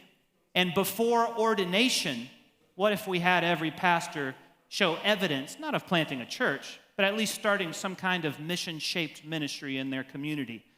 Then ordination is the affirmation of mission, not just the affirmation of maintenance and continuing the religious machinery that we have. So start with the why, develop an apostolic paradigm, raise the bar on elders as congregational leaders. Now, please do not misunderstand. This is not a program. Change doesn't come with a program. That's the best way to kill it. But there are many places where we're looking right now on pilot projects where you have maybe a paid minister who has a more missionary gifting, is willing to sacrifice, work hard, and accept the assignment, And also, you have some elders that are willing to step up and to create a special official ministry for them to do what we originally did all along, to do what's done in other parts of the Adventist church, but it may be because of pragmatic reasons rather than missiological thinking. And so we have the opportunity to be on the cutting edge of that, to really develop that so we can plant more churches without adding budgets, without adding more salaries. And then the last one is an emphasis on multiplication. If you start with the why, and I've seen this in several conferences, not just across the pond, but also here that we're working with. If you start with the why, if you educate and create awareness on an apostolic paradigm. So a lot of our executive committees were having discussions. What does it mean to have an apostolic focus, a missionary focus? Okay, what are the challenges in that? What is the culture change? Having those conversations. And then number 3, creating an official ministry to empower elders to really take the lead on our smaller churches. Then we create the capacity to have intentional cohorts or residencies for church planting. And I won't go into this right now, but next year in 2024, we're going to launch 3 regional cohorts. One in the Nordics, which is Scandinavia plus Iceland, Finland. One in the British Isles, and one in Southeast Europe. And each one of these groups, this is something that I've been involved with since 2010. I used to think if we only had the perfect book, right? Or the perfect, like it's very programmatic thinking. And then God radically changed my experience in thinking, no, a support system and coaching and an intentional process is much better than having the perfect event. If we're not careful in the church, we can be so program-driven that instead of being Seventh-day Adventists, we could be Seventh-day Eventists. All right, I'm pointing the finger at myself. But programs are fine. It's not a 4-letter word. It's good. But we need to really focus on the movement and the process rather than just the event. I want to finish with a poem, because there's 2 minutes left. And the last time I wrote a poem was for my wife when we got engaged. And the fact that we got married was definitely not to the lyrical, poetic skills, I can tell you that. But it's therapeutic for me. I actually keep a list of poetry that I write. If it's something that's challenging me and I don't know how to figure out, or something I'm passionate about, I like to write poems. And so this one, I think just to pull this together on mission and thinking about our default mode of church and then thinking about the mission that God's called us to. It's called Inside the Box. As the master stood upon a hill, he gave a mission to fulfill. Shine the light into dark spaces, markets, parties, and unusual places. These early disciples were hard to stop as they witnessed in ships, houses, and shops. Go and show, not come and see. Nothing was done conveniently. A church with no walls, pulpit, or steeple, to them it was clear that the church is God's people. Since visiting yourself is a most foolish lesson, going to church was out of the question. But this wild horse received a trainer as they placed the bright light into a container. The graves of martyrs a place to meet, to remember their lives, pray, and eat. And if these great people reside in great places, the light must be brightest in these sacred places. Is this not the history of Christendom in Europe? Constantine believed this as head of the nation, so he already had the perfect location. A temple named Peter and one for Paul, even over the tomb of the greatest of all. These buildings were patterned from pagan design and morphed into churches with the passing of time. From park bench to pew box, from nursery to nave, from armchair to altar and storefront to stage. From porches to pulpits, the light was contained as this type of thinking was fully ingrained. Though centuries later, I still can attest that with brick and mortar, we are quite obsessed. So much of our time is spent raising cash to keep up with maintenance and things that get smashed. We fight over carpet and pest control plans, but the real fun begins when we decide to expand. Why let our lights shine at the park or the beach when we all know the church is the place for outreach. If mission will grow through our money and time, then the enemy thrives on this paradigm. As some of you read this, you're cheering, hooray! It's about time we move past traditional ways. From steeples to sofas and screened-in lanai, from three-piece to short sleeves without a necktie. And yes, it is true that in building a fire, if you rearrange the logs, the flame can go higher. Yet our ultimate goal is not configuration, but to carry the light that brings transformation. That's our call. Thank you very much.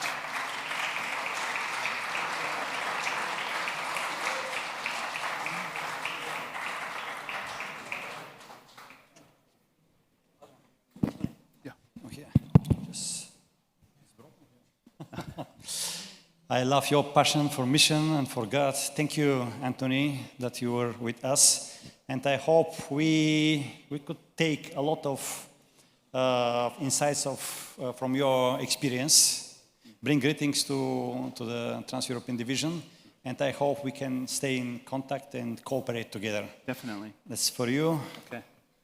Thank you very much. Thank you. It's great to be here. Yeah. It's time for break. We have 20 minutes time for a break until 4:05. Okay?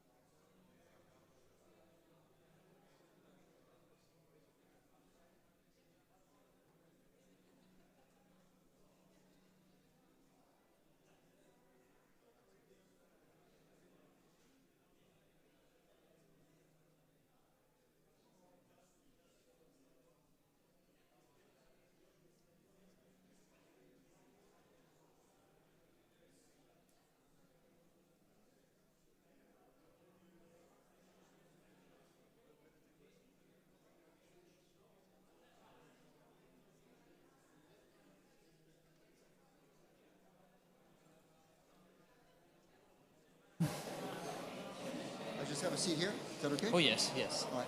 Hello. Good afternoon. Please, you may be seated. We are going to start this evening program with a very, very interesting topic. We will just go into the presentation, and after the presentation we will have time for questions and answers. As you can see, the set is already prepared for a very interesting afternoon. We give the word to Dr. Roy Gane. He has already been introduced. He doesn't need more introduction, so the word is yours. Thank you very much. And I think, is this one on? This one on here? I think I don't need that one. Can you hear me? Is the mic on here? Now we've got it. Okay, very good. All right, we are going to start with a prayer. We always need prayer before getting into any topic that involves God's Word, and especially this one. We need a lot of prayer, right? Yeah. All right, so as soon as everyone is ready, we'll have a prayer. By the way, the topic is LGBTQ+. It is not LGT. Don't confuse it with LGT, last generation theology. All right. Okay. All right, let's go ahead and pray, shall we? All right.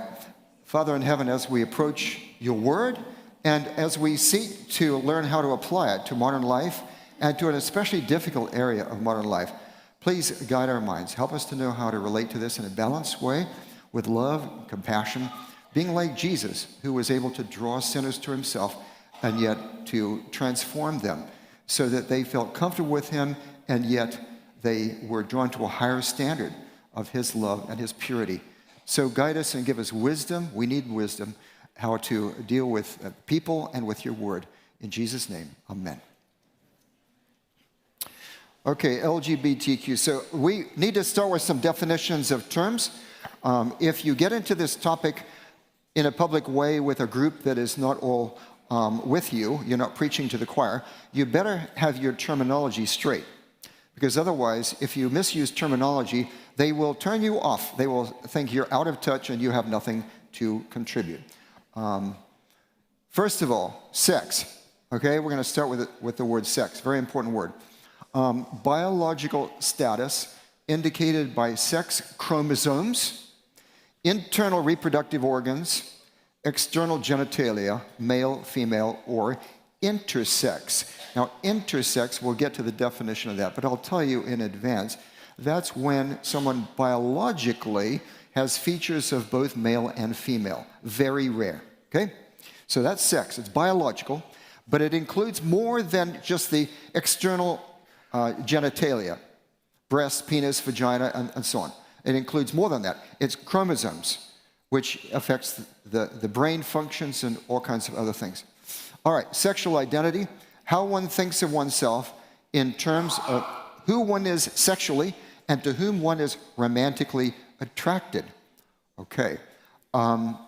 Next, sexual orientation, the sex of those to whom one is sexually and romantically attracted. Okay, so these days there are people in male bodies that feel like they're attracted to males, and people in female bodies feel like they identify more like a male, and so on, and that becomes challenging. You have something called gender dysphoria, where they don't feel comfortable with who they are. Gender is attitudes, feelings, behaviors that culture associates with one's biological sex. So it's not the same as the biological sex, it's what is associated with that. I had always thought that gender and sex were synonyms. They mean exactly the same thing.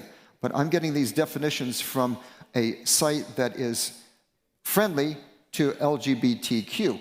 It's trying to help people understand what they're all about. So I got this from the internet, from inside that culture.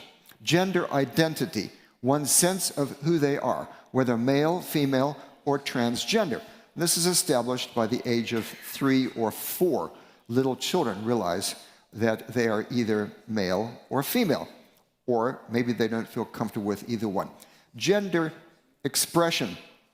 And by the way, I've given permission for all of my PowerPoints to be put onto the conference website. So you will be able to download them and use them. So you don't have to worry about taking pictures of everything. You're going to have them available. You can if you want, it's fine.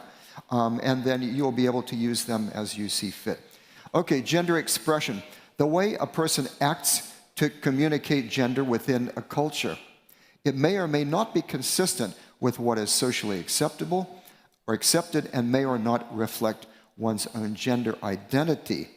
Okay, so those are some terms. Now, here are some of the abbreviated terms. L, of course, is lesbian, which is named after the island of Lesbos, I believe in the Aegean Sea, where there were a bunch of lesbians in ancient mythology or history, myth or legend.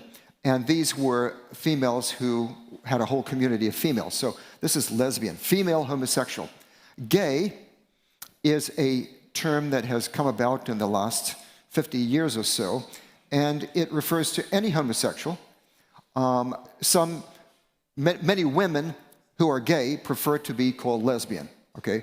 But gay can also refer to female gays or male gays. And if we just say gay with regard to a male, then that means homosexual. This, of course, is a euphemism, right? You remember that before this change of terminology, the word gay meant happy, all right?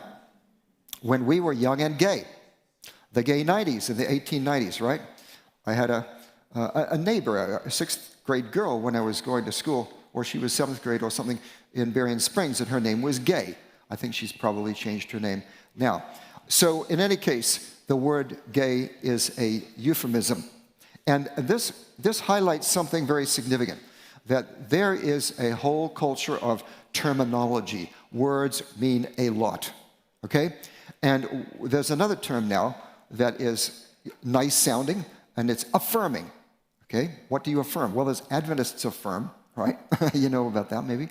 But now affirming in this whole discussion means that you affirm that people can be actively homosexual in a monogamous committed relationship. And if you affirm that, you are affirming. I learned that from a couple of young pastors that I had a dialogue with on a blog recently. Okay, so and affirming is a nice sounding word, right? Yeah? Okay, and gay is a nice sounding word. And so all of these things are making all of this sound very attractive. Okay, bisexual is homosexual and heterosexual. They're attracted to both genders.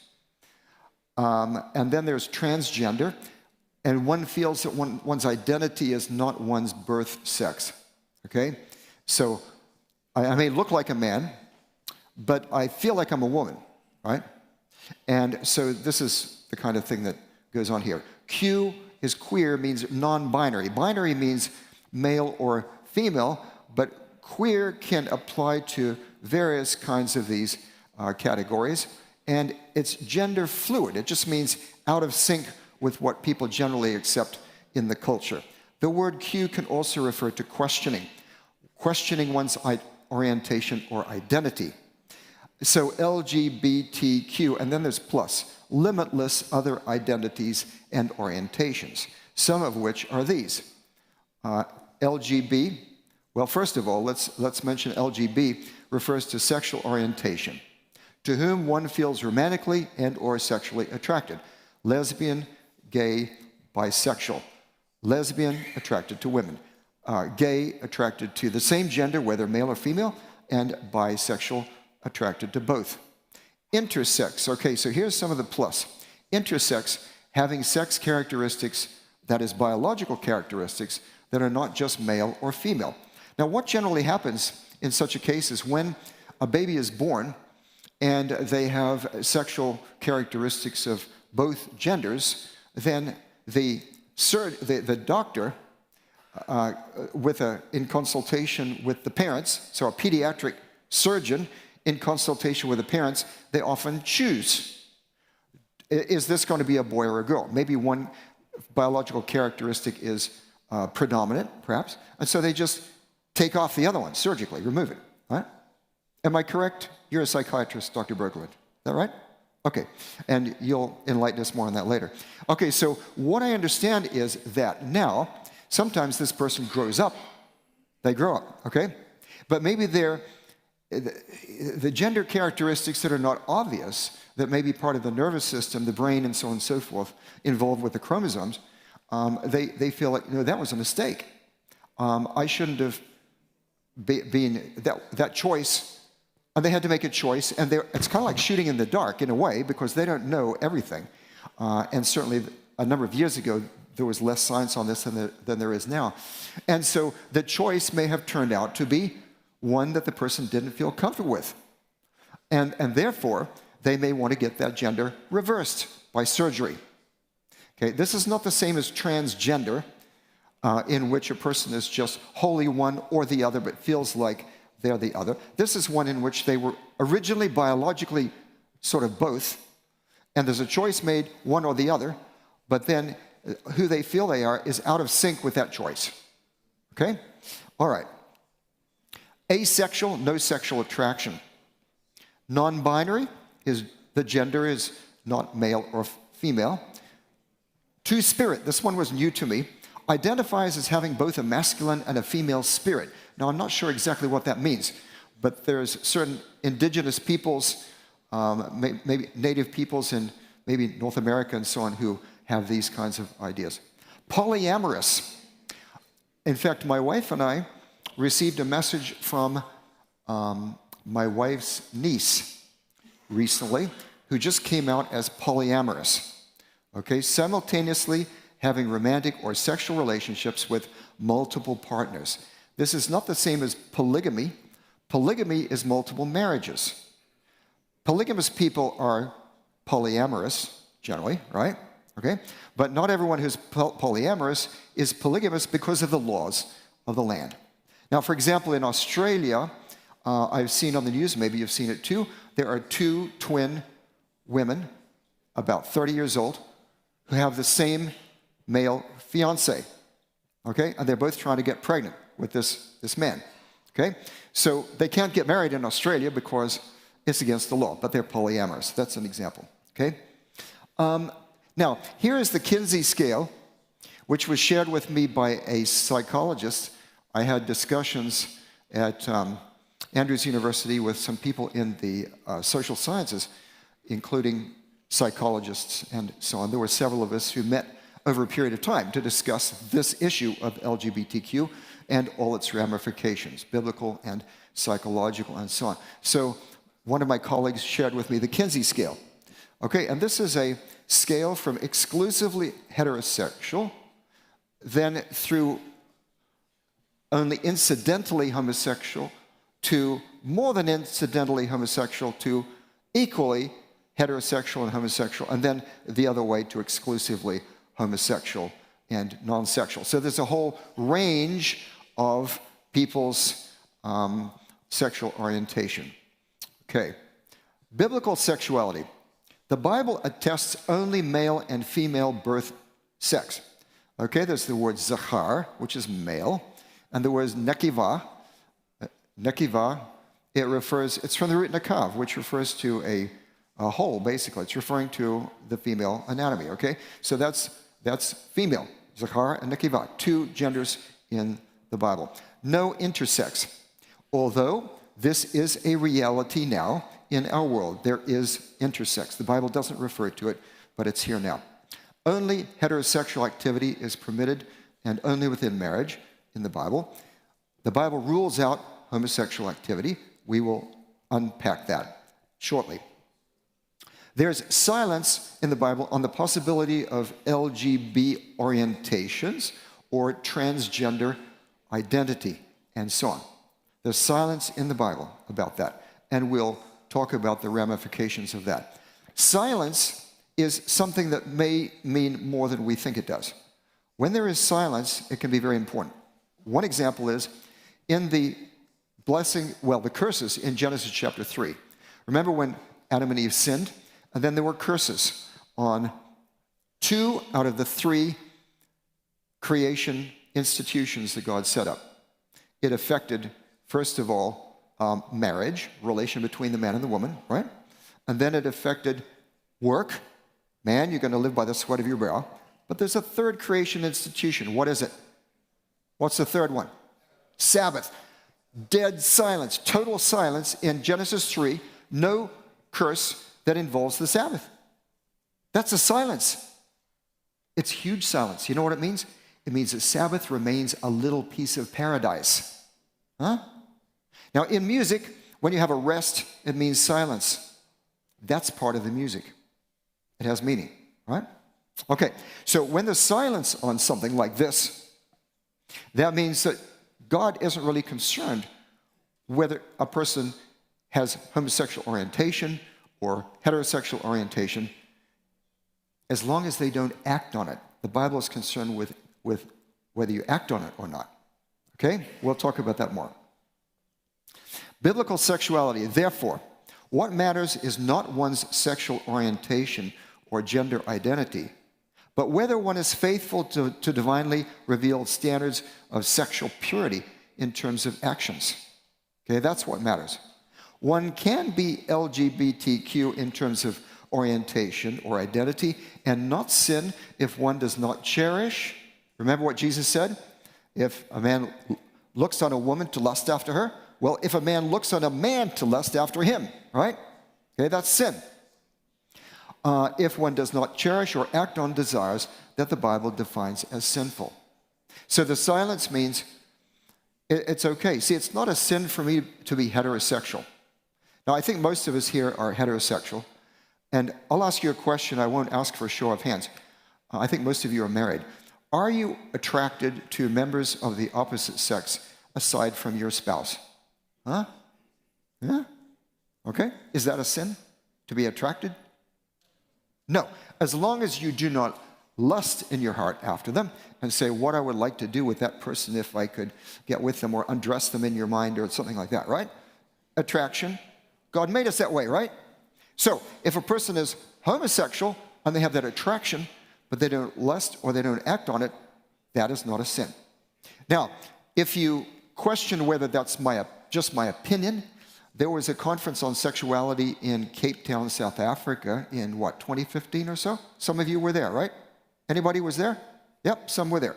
And do you remember on the opening night, Ted Wilson started off making exactly that statement, right? It is not a sin to be homosexual. It is a sin to act on it.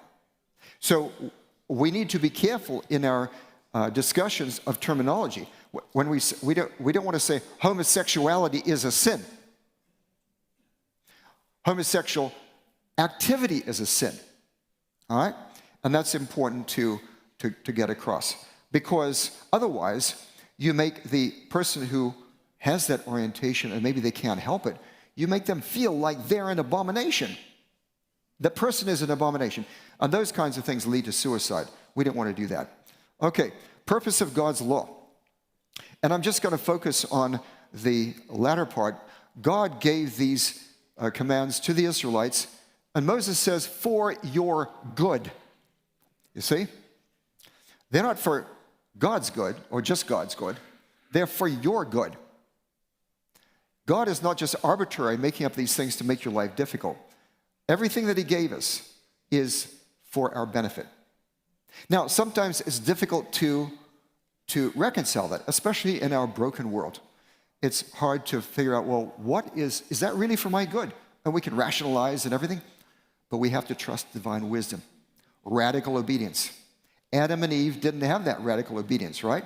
They didn't know exactly why, necessarily, they shouldn't go to that tree. Oh, yes, the angels warned them about sin, but what's sin? It's like telling a little child, well, don't put your hand on that hot stove because it's going to burn and hurt you. They won't really understand that necessarily unless they put their hand there and they get an owie. All right, we call it an owie with my grandchildren.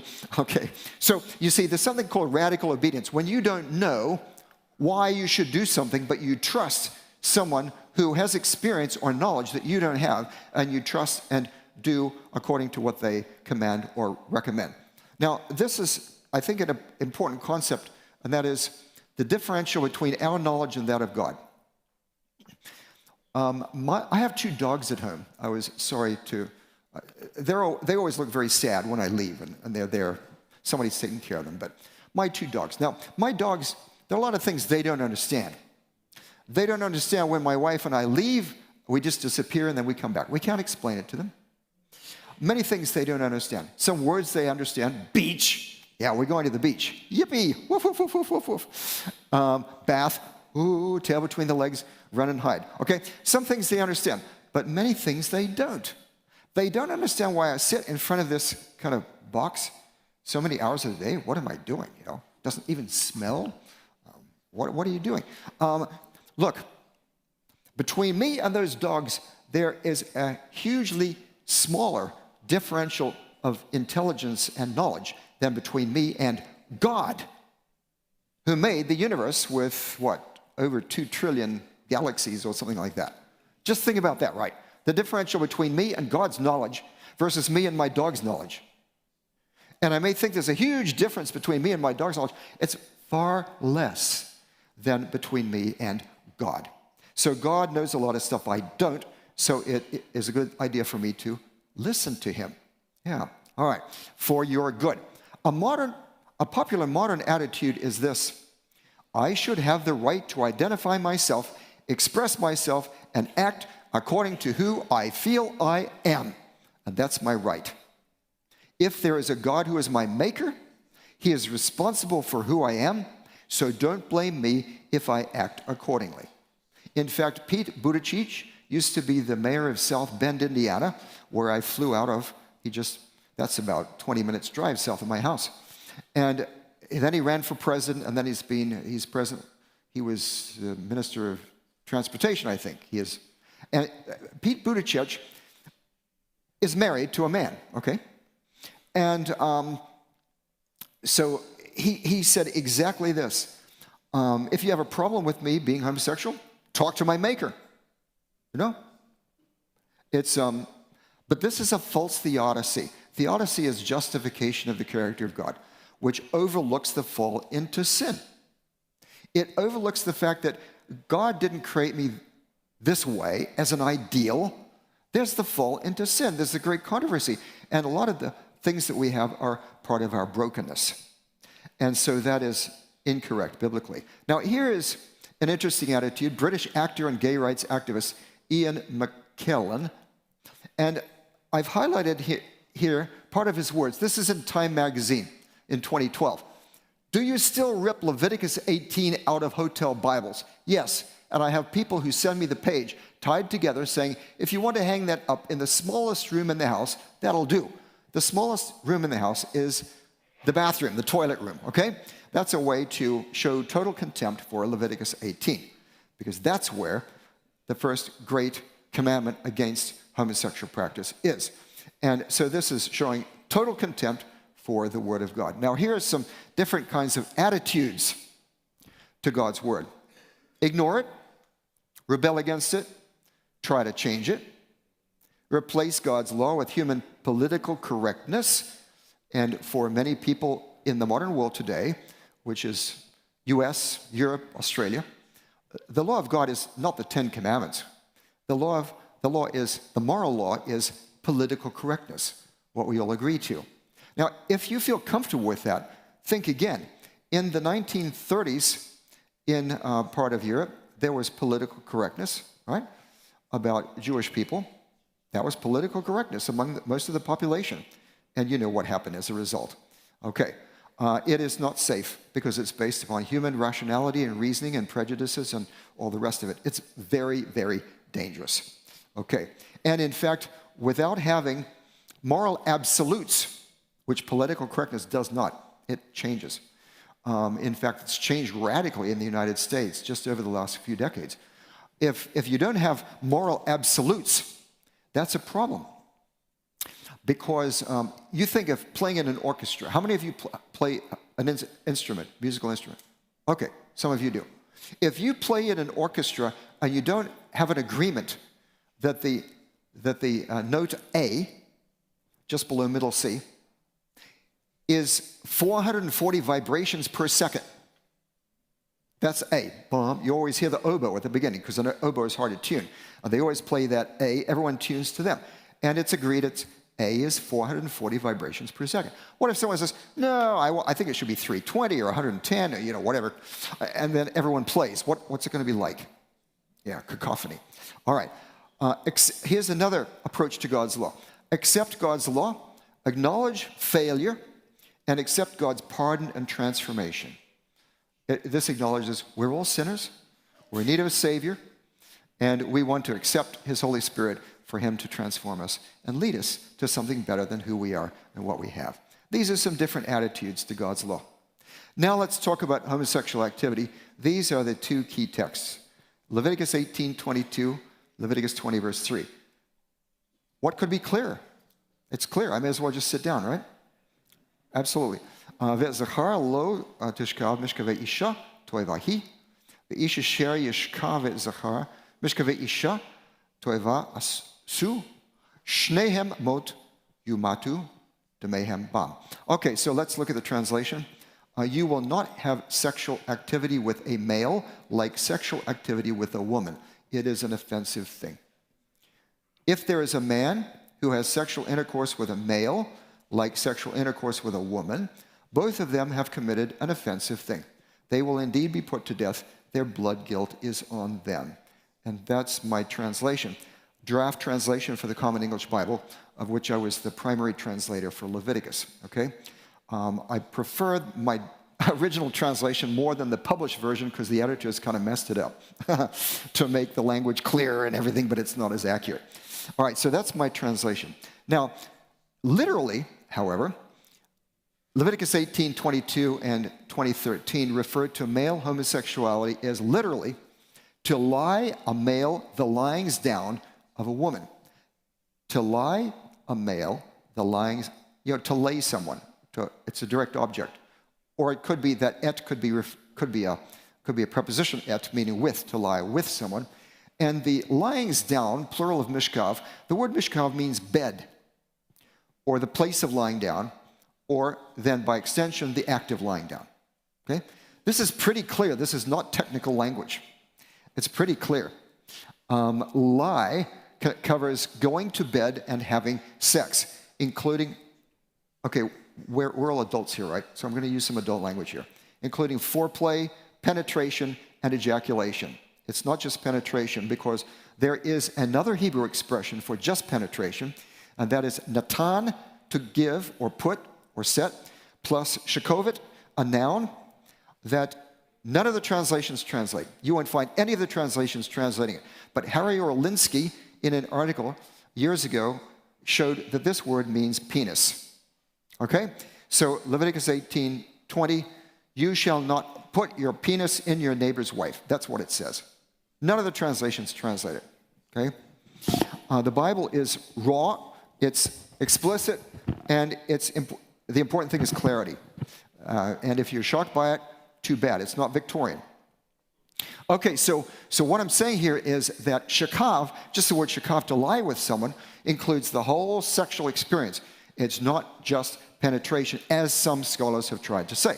They say, it's okay if you don't penetrate, so you can do other forms of sex, but not penetration. No, that is incorrect. And one person who's written about this, and that point is in his book, is Dr. Richard Davidson, wrote the book, The Flame of Yahweh, Sexuality in the Old Testament. It's a huge book. It's really the definitive work on sexuality in the Old Testament. And I think every pastor should have that. It's a very important book because sexuality is such a huge issue in the church. All different kinds of things. He deals with not just adultery and premarital sex and homosexual sex, but also gender roles. Okay? Gender roles, relation between man and woman, and so on and so forth. And it's really a very important book. Published by Hendrickson. So that's my commercial for Dr. Davidson's book. The lyings down of a woman is what a man would experience having sex with a woman, just as the lying down of a male, reverse, is the sexual experience of a woman with a male. And in Numbers 31, verse 17, Moses commanded that all of the women who had experienced the lying down of a male should be put to death. Okay? So conversely, the lying down of a male is, lying down of a woman would be what a man would experience with a woman. So Leviticus 18 and 20 forbid a male to have sexual experience with another male that he would otherwise have with a woman. Lesbian sex is not referred to anywhere in the Old Testament. Okay? In fact, there is an understanding of differences between male and female actors in these biblical laws in Leviticus 18 and 20, because there's a law against a woman committing bestiality, having sex with an animal. There's a separate law about that. Okay? But there's not a separate law about a female committing homosexual activity with another female in the Old Testament. Okay? Now, why? Well, perhaps it wasn't such a problem. Secondly, it doesn't involve any semen. There's no seed involved. Okay. In any case, it's implicit that you can make a logical deduction that if a man shouldn't have sex with a man, then logically a woman shouldn't have sex with a woman. That's a logical deduction.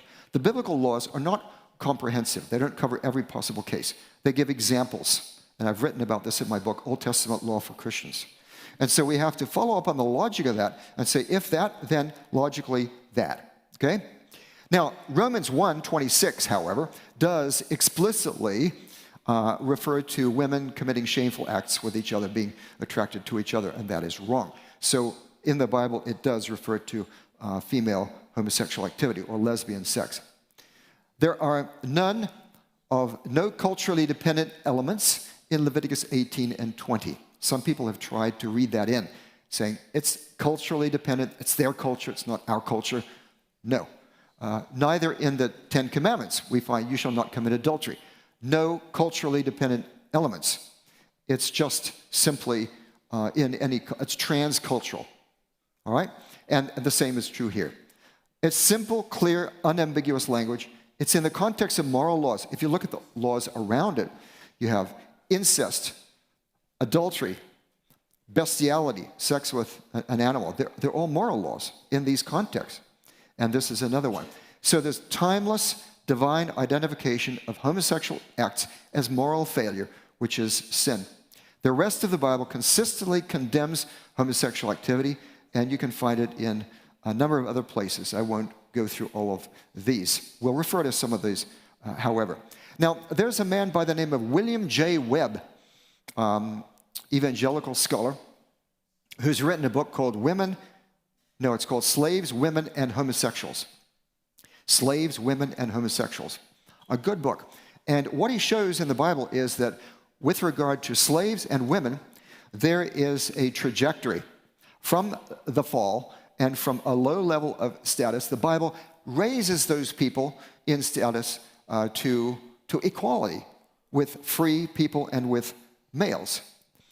So that, for example, in Galatians 3, there's neither male nor female. There's neither slave nor poor, slave nor free, and so on and so forth, right? The Bible elevates these two. But when it comes to homosexual practice, this William J. Webb, who's not a Seventh-day Adventist, recognizes that tracing this through the Bible, there's a flat line. There's just consistent condemnation of homosexual activity. There is no change in the status of that activity. There's no biblical allowance for homosexual activity in a committed exclusive partnership. There have been Adventists, including Adventist theologians, including in publications, who have argued for this, that it's okay if there's something analogous to marriage, but it's homosexual marriage, whether it's legalized by the state or not, and that is morally okay. It is not biblically, because Leviticus 18 and 20 and other passages refer to the act. If that act takes place in any context, doesn't matter what it is, if it's for the same person and so on, it doesn't matter. It's sin. Homosexual holy matrimony is an oxymoron. An oxymoron is a contradiction in terms. Now, does that mean that we have to oppose homosexual marriage to legalize that in a secular state?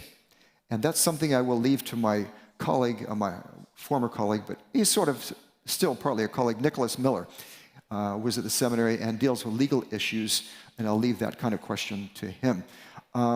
In a secular state that is not bound by moral laws, frankly, I still have a problem with that, because in Romans 1, the basis for sexual purity is natural law, okay? It's not just that God has spoken to the Israelites and given them this and the other people don't have that, but it's just natural law. And Paul says in 1 Corinthians 7 that here's someone in the church doing something shameless that not even the pagans would do, okay? But now to have an equality of marriage act, to say that marriage of homosexuals is the same status as the marriage of heterosexuals, I have a problem with that, because it puts a condoning upon that activity. You know, if they said, okay, if there's people in partnership, then, you know, there's certain tax benefits or whatever. That's different. But to call it marriage is really, really problematic. And frankly, I'm going to tell you something, frankly. When the United States recently, just a few years ago, changed in their law to adopt that, I said to myself, this country has officially rejected the law of God. Officially. See? And we're going to see things go down from here. And boy, have we ever seen things go down from there. What does Ellen White say? National apostasy will be followed by national ruin. Okay, well, that gets into eschatology. We won't pursue that. Homosexual activity, but it's limited to homosexual activity. It doesn't condemn a person with homosexual tendencies who chooses not to act on them, to be celibate. In fact, I have great respect for someone who is homosexual in orientation but chooses not to act, because we have society, we have movies, we have Hollywood, we have the state all screaming at you, it's okay, go ahead. See? And if they say, no, I'm going to obey the law of God, I'm going to be pure, to me that person is a moral hero. Okay? That makes sense? And there's no reason why they shouldn't be in a position of, as a member in the church, a leader in the church, a minister, and so on and so forth. Okay. Temptation is not sin, although lust is. Okay? You're walking down the street, and there's, I've seen this in San Francisco or other places, there'll be a vending machine for selling magazines, and maybe there's a dirty picture on the front, right? Or something pops up on the internet. You're just wanting to look at the news, and something pops up. You know what I'm talking about, right? Okay? And when that happens and you notice it's there, that's not initially sin. To focus on it, you know, the second look, to cherish it, that's where the sin comes in. All right, temptation is not sin. I'm sure Jesus was confronted with a lot of temptations, which were not sin. Another thing we have to realize is there are other sins besides homosexual activity, okay? In Leviticus 18 and 20, there's also adultery, there's incest, there's bestiality, and so on. These are also abominations which carry the terminal penalty of cutting off, and in a number of cases also the death penalty. Cutting off means that they have no afterlife. God can deny them an afterlife in some way. So it's really pointing to the second death. So God can do that.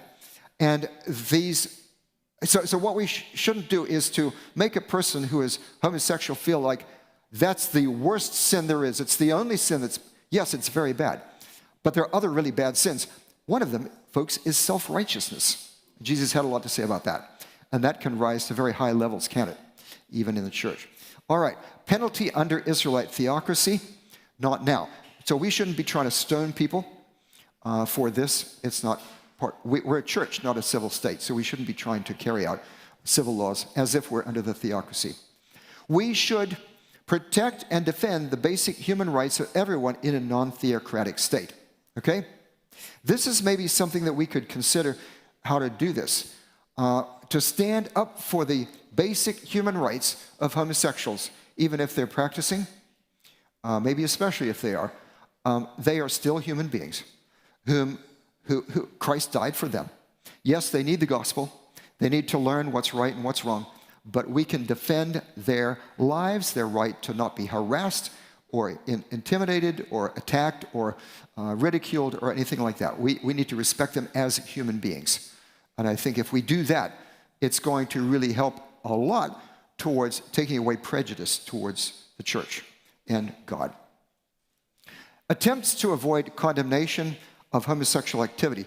I'll go through this fairly quickly, but what I'm doing here is just with 7 illustrations briefly. is to point out that in our modern culture, people are not wanting to obey God's law, okay? The law is very, very simple, biblically. But people who don't want to obey it, for them it's very complicated. Trying to get around it, all different kinds of ways. And so these are attempts to avoid the condemnation that is very clear in the Bible. Here is one. Attempt number one, not all biblical laws have modern applications, okay? But evaluation of this idea is, it's true, not all of the biblical laws have modern applications. But we must consider valid biblical criteria, not modern political correctness, to learn which apply today. My book, Old Testament Law for Christians, deals with that a lot, showing the biblical methodology for how to know whether something applies and how, and so on. We need to get that from the Bible, not from our prejudices within culture. Compare 1 Corinthians 5 regarding the need to disfellowship a person condemned by Leviticus 18 and 20 to removal from the community, here for incest. Same chapters, okay? And Paul is enforcing this within the early Christian church because it is part of God's law, all right? And for him, of course, homosexual activity would have fallen into the same category. Now notice something, and that is when Paul condemns that person who is living in sin with his stepmother, right? His father's wife, which is condemned as incest in Leviticus 18 and 20, it's totally irrelevant whether he was in love with her or she was in love with him, or how committed they were, how monogamous they were. None of that's relevant. The only thing that's relevant is they're having sex. They're living as husband and wife when they shouldn't be. That's all that matters. So when people say, oh, this monogamous homosexual couple here, they love each other, it's committed, you know, none of that's relevant by parallel with this passage. Attempts to avoid condemnation, number 2. Laws against homosexual acts in Leviticus 18 and 20 were ceremonial laws. They're against violations of distinctions, like that God set up at creation between male and female. So the laws do not apply today. Wrong, because homosexual activity causes moral impurity, okay? So the attempt is showing lack of understanding of 2 basic kinds of impurity in biblical law. The first is physical ritual impurity, which I mentioned yesterday is related to the birth to death cycle of mortality that results from sin, okay? And for those, there were ritual remedies, washing, sacrifices, and so on. There's another category, though, which is moral impurity, okay, which you can't get rid of by washing like that, and this is a sin to have one. Now, of course, to incur a physical ritual impurity when God says not to, or not to remedy it the way God says to, is also a sin. But there's a whole category of moral impurity that defiles the land, murder, idolatry, sexual sins, okay? And it is not remediable. You can't get rid of it by ritual activity, by physical purification. Homosexual activity is one of these moral faults. J. Sklar, Jonathan Clowens have written on these distinctions. This is not physical ritual impurity that could be remedied by rituals. A third attempt is Christians don't keep the law against intercourse during menstruation. So the law against homosexual practice is also culturally relative. Just a few verses away, see, in Leviticus 18 and 20, from the law against homosexual practice is a law against having sex during the woman's period, okay? And this is not something that Christians keep or talk about. It's not it's not a 29th fundamental belief, and so on. And so therefore, if that's not enforced, why should this one be? That's arbitrary. You're Christians, you're being arbitrary. Problem is, deliberate violation of the law against intercourse during menstruation is basically a moral law. It's in the context of moral laws there, and the penalty is cutting off with no ritual remedy, which proves it's a moral law. And furthermore, it shows up in Ezekiel 18, 5-6, among moral laws. So this is something that, it's simply something that Adventists have ignored. Along with, there's another one, and that is eating the blood, that is to say, eating meat from which the blood is not drained at the time of slaughter, okay? Ellen White mentions it in Testimonies, Volume 2. She says to a family. You shouldn't eat the fat or the blood. That is in Leviticus, okay? And so that applies to Christians today. And yet here's one, that one as well as this one, this sexual one, Adventists do not talk about. Maybe because it's so distasteful, we think, well, nobody would want to do that. Well, I know of someone who did want to do that, and it was the woman, okay?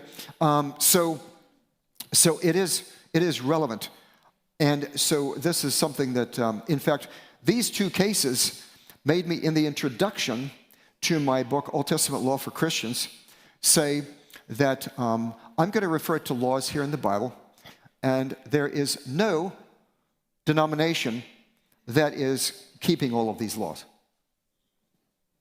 I didn't refer to the Seventh-day Adventist denomination, my own, but that's included.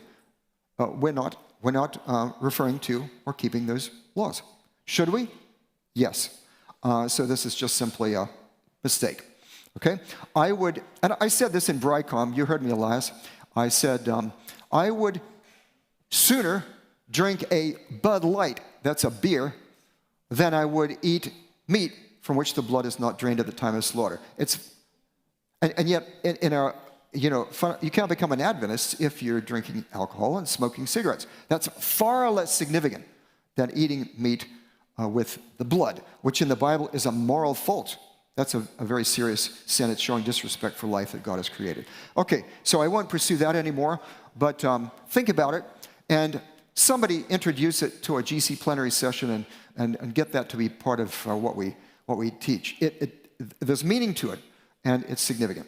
Okay, attempts to avoid condemnation. Attempt 4. Leviticus 18 and 20 only forbid a married man to engage in homosexual activity that violates his wife's right to exclusive intimacy with him. Because that word for isha not only means woman, it also means wife. So it's only referring to a man who has sex with another man, thereby usurping the prerogative of his wife to exclusive sex with him. That doesn't work. This was actually in a paper that I heard by a friend of mine who is one of the top scholars in biblical law. Okay, so this comes from a very high academic level. Evaluation, however, there's no indication that the woman in these verses is married. And even if she's married, there's no indication that she's the wife of the man who engages in the homosexual activity. It doesn't work exegetically, this whole thing. Attempt 5. In context, the laws in Leviticus 18 and 20 ban only incestuous male homosexual intercourse, that is lyings, in the land of Israel. This is the idea of my teacher, Jacob Milgram, the top scholar of Leviticus in modern times, okay? And he came up with this. All right, evaluation. Applied, these laws applied before the Israelites entered the land. You look at the context, the narrative context in Leviticus. They apply before they get into the land. And furthermore, the Egyptians and the Canaanites are accountable. The Canaanites were kicked out of the land. In fact, the land vomited them out because of this, right?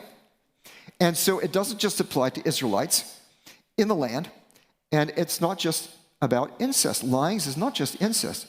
It doesn't specify that at all. So Milgram's idea, with all due respect to my teacher, doesn't work. The New Testament condemns all homosexual activity, both masculine and feminine. Okay, here's number 6. Romans 1, 24 to 27 concerns pre-Christian Jewish condemnation of Gentiles. So where Paul says that the women have this unnatural lust for each other, and the men do too, and so on, and then this is just pre-Christian Jewish condemnation of Gentiles to which Paul is referring, but it's not his own condemnation of them. It doesn't work because Paul's Christianity shares the pre-Christian norms, or else his logic would fail, because if homosexuals are no longer guilty before God, why would they now need the grace of Christ? His whole argument would fail if that were true, that it was just pre-Christian and it wasn't his inspired counsel and teaching. Attempt number 7. The Bible does not allow for persons born homosexual because ancient people did not recognize distinctions between sexual orientations. This was raised to me by a psychologist. We're much more sophisticated in our scientific knowledge now. Back then in the Bible writers didn't know anything about, gender identity and orientation and all that kind of stuff, which we know about, and therefore they didn't allow for that. And by implication here, you see, the laws are against a heterosexual man, that is a man who is born heterosexual, then performing homosexual acts. But what about a person who God made them, in a world of sin, of course, so that they, from a very early age, are homosexual by orientation. They are really homosexual. That law doesn't really apply to them. It's about heterosexuals who do homosexual acts. And so, but the biblical writers didn't know about these distinctions, and they're, come on. God has always known everything about human beings. Psalm 139, he knit you together in your mother's womb. So there's no true knowledge now available to science that was not available to him in ancient times. And to say that the writers didn't know, they were inspired by God. God was speaking through them, and God told them whatever he wanted them to know from his knowledge and his wisdom. So that argument doesn't work. All right. Now, treatment of active homosexuals. How do we treat them? Do we condemn them as an abomination? You are an abomination because you are homosexual in orientation or in activity. The result is despair. The act is an abomination in Leviticus. The person is not. Okay? The act is an abomination. The person is not. The person would be punished for practicing the abomination, but the person is not ontologically, that is, in terms of their being, homosexual. Okay. By the way, if you need an oncologist to be treated for cancer, what do you need to be treated for a problem of identity and being? You need to visit your ontologist. Okay, well, anyway, had to put that in there. Another problematic way of relating to this is to accept the person as they are without acknowledging the sin. And in Ranko Stefanovic, thank you, this morning, reminded me that in Romans, it refers not only to those who commit these shameless acts, but to those who approve of them. Those who approve of them, okay? And that's a problem. And you see in the Bible, and it's quite clear in Leviticus chapter 20, the first 5 verses about Moloch worship, people who approved of that Moloch worship so they didn't do something about it in terms of discipline, are disciplined as if they had done the acts themselves. Okay, so to accept it without acknowledging that it's sin, the result is eternally fatal false security. I do not want to stand outside the New Jerusalem with all the people who are lost out there, about to be, killed by the heavenly divine fire, and then have people turn on me and say, you told me it was okay for me to do this, and that's why I'm here. Ellen White says that people are going to do that. She says in Great Controversy, people are going to turn on their false teachers who told them things that they acted that way. They thought that's the truth, and they're lost. They're sincere, but they're lost. And so this is not the right approach. To tell someone, you're okay. It feels good to be affirming. Affirming is a nice word. But to be affirming of things that lead to destruction is destructive. It is very, very dangerous, and it's a very hateful thing to do. Okay? It's a very wrong, unloving thing to do, is to tell someone that. Would you tell someone, this evening, okay, some of us are going to climb to the top of Salève. All right, we'll get as far as we can. If you tell someone, you can just jump down from here, like Satan said to Jesus, right, from the temple. You can just jump down from here, you won't get hurt, right? That may sound very affirming, but it's not loving, is it? Okay? I think you see my point. All right, receive and love as sinners like us, seeking forgiveness and transformation through Jesus. That's the biblical approach. Treatment of active homosexuals in the Bible. You shall call his name Jesus, which is Joshua, right? In Greek, Yehoshua, shortened to Jesus. For he will save his people from, not in, their sins. Jesus receives us the way we are, but he doesn't leave us the way we were. Neither do I condemn you. Go and sin no more. John 8, verse 11. There it is. We have a need for compassionate, Christ-like ministry to LGBTQ plus people. One thing that staggers my imagination and challenges me every day is this. How is it possible for Jesus to attract the worst sinners to himself, tax collectors, prostitutes, all kinds of people to himself. They were attracted to him. They felt comfortable with him. Huh? And yet, he was so pure that it elevated them to look upward to a higher level of purity. And he was so pure that his purity eclipsed the legalism of the Pharisees. How is that simultaneously possible? How can we hold up God's standard and attract people to that without repelling them and making them afraid? And the answer is love. It's his love. I love you so much, I want the very best for you. And it's not that way that you've been doing. It's this way, and I'm going to help you there. This is the loving way of Jesus. And Jesus looked at people. This is another thing that challenges me. How do we look at people? How did Jesus look at people? Okay? Jesus would look at a rich man. Everyone else looks at them, oh, I'd like to get acquainted with that person. Maybe I could kind of gain something. And you know how it says in The Sound of Music, one of the men says, I like being with rich people. I like how I live when I'm with them. All right? Okay. But Jesus looks at a rich person and he says, it's so hard for a rich person to make it into the kingdom of heaven because they have so much to give up. Jesus looks at Lazarus. You remember the story about the rich man and Lazarus? Lazarus is sitting there miserable, has very little to eat, very little to wear, sitting outside the mansion, and the dogs lick his sores. You remember that? Jesus can look at someone like that, and we're repelled, the sight, the stench.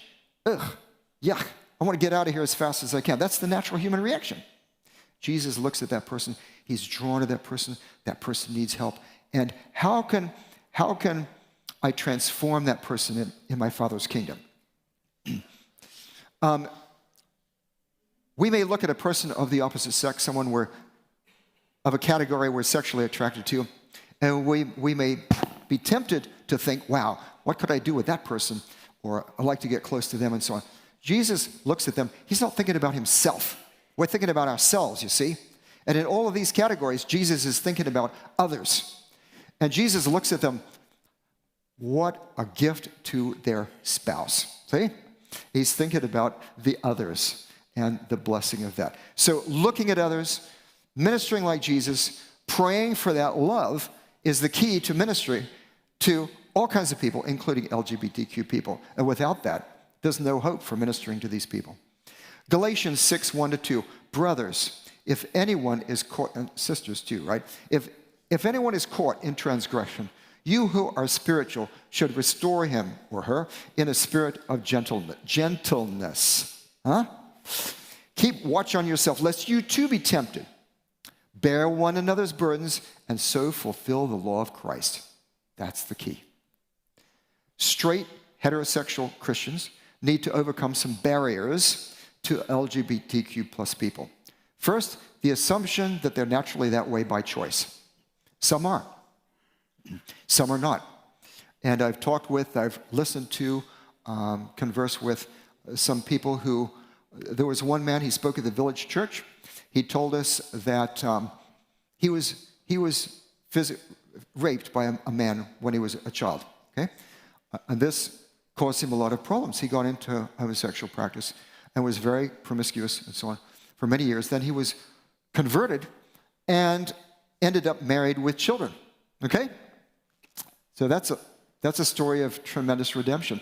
Now, he wasn't born homosexual, but it came about through being a victim of something that happened to him. And this happens to a lot of people. Then there's another man who spoke at the same conference at the village church who, as far as he can remember into his childhood, he was always homosexual. And he prayed and he wrestled with God. Lord, I just want to have attraction for females. I want to be like everybody else. I want to be heterosexual.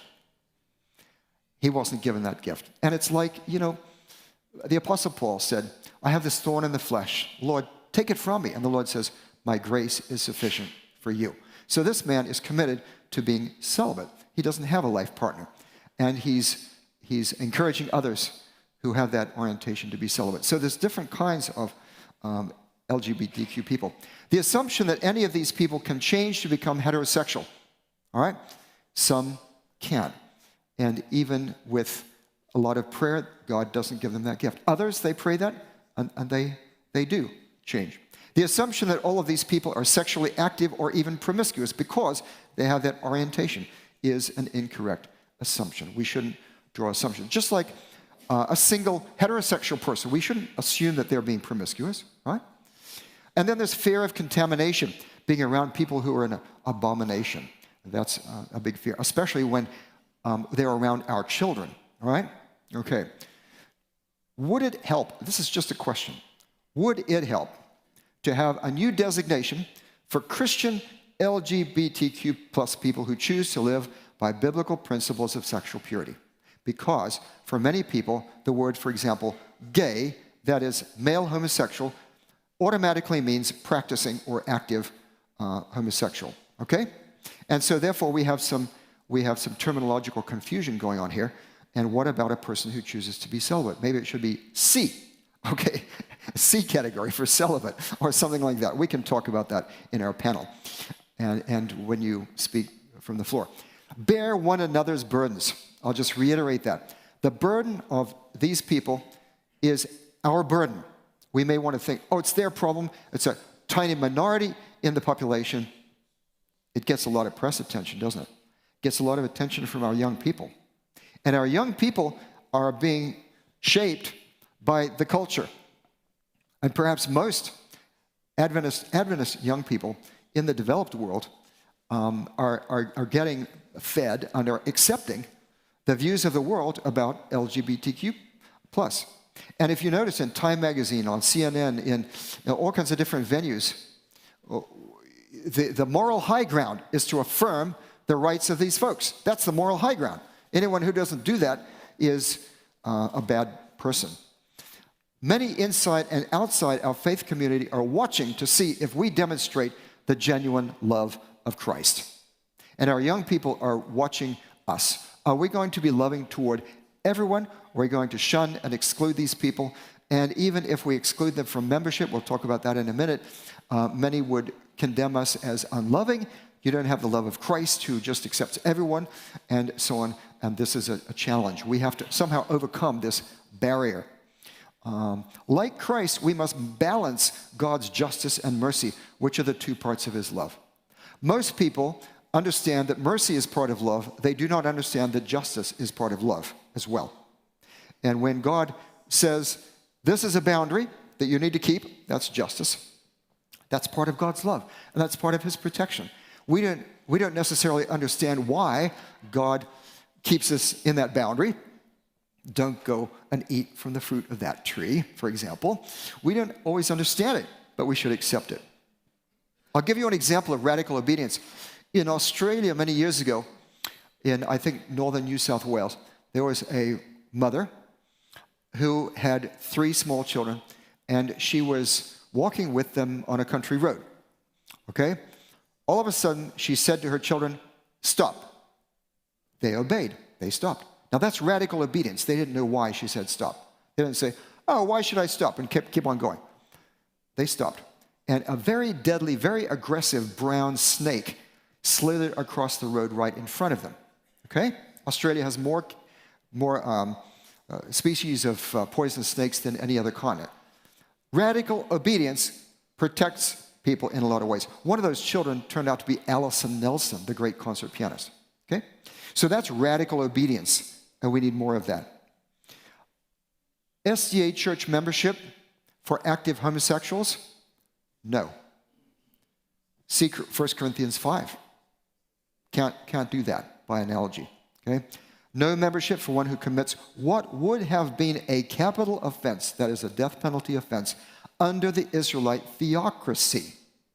If you see there's a death penalty or cutting off penalty, which is also a terminal penalty, in that case administered by God, even if human beings do not detect that sin, okay? Sometimes there's both. Then that they were eliminated from the community by the people or by God. They were eliminated by death or cutting off, okay? Now, we're a church. We don't eliminate people from the community that way. We eliminate by disfellowshipping, not dismembering, but disfellowshipping, okay? And so that's a rule of thumb in applying biblical law. When you see that penalty, then that person cannot be a member of our community in good and regular standing. However, inviting non-SDA active homosexuals to worship, fellowship, and study with us, yes. Many of these folks are wonderful, lovely people, many very talented. A lot of artists, musicians, and so on are homosexual.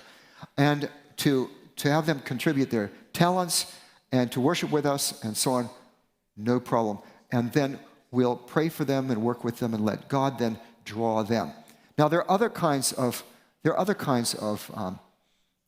issues in the church where we need to let God work with someone rather than condemning them when they show up. My niece in Colorado had a bit of a rough experience in an Adventist academy, so she didn't really feel like going back to the academy church.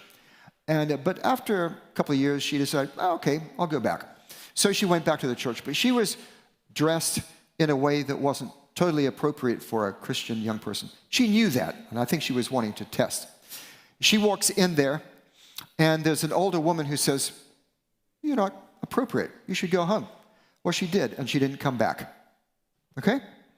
That's not the right approach. If we don't smell some beery breath and some tobacco, cigarette smoke on some people's clothing in church, there's something the matter. We need to have people feel welcome.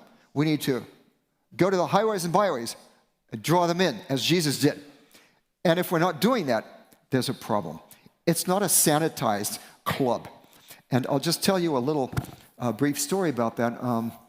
There was a story about an old lady who was fairly poor, but she wanted to be a member of a church that was a very nice church. They had beautiful music, they had choirs and organ and everything, and the pastor got paid. It was a congregational church, got paid from the congregation, and the congregation were all wealthy, and they were like a club, and they didn't want the lower classes being part of their membership, okay? So she went and she kept asking the pastor, "Can I be a member of the church?" And he put her off and put her off. And finally, he had to come up with some excuse, so he says to her, "Well, you talk to the Lord about it." And he figured that, that's pretty safe. The Lord's not going to say anything to her. So a month or so later, he bumps into her in the market, and sort of there she is, and he can't avoid her. He has to say something. So he says, "Well, did you ask the Lord about that?" She said, "Yes, I did." "Oh, and what did he say?"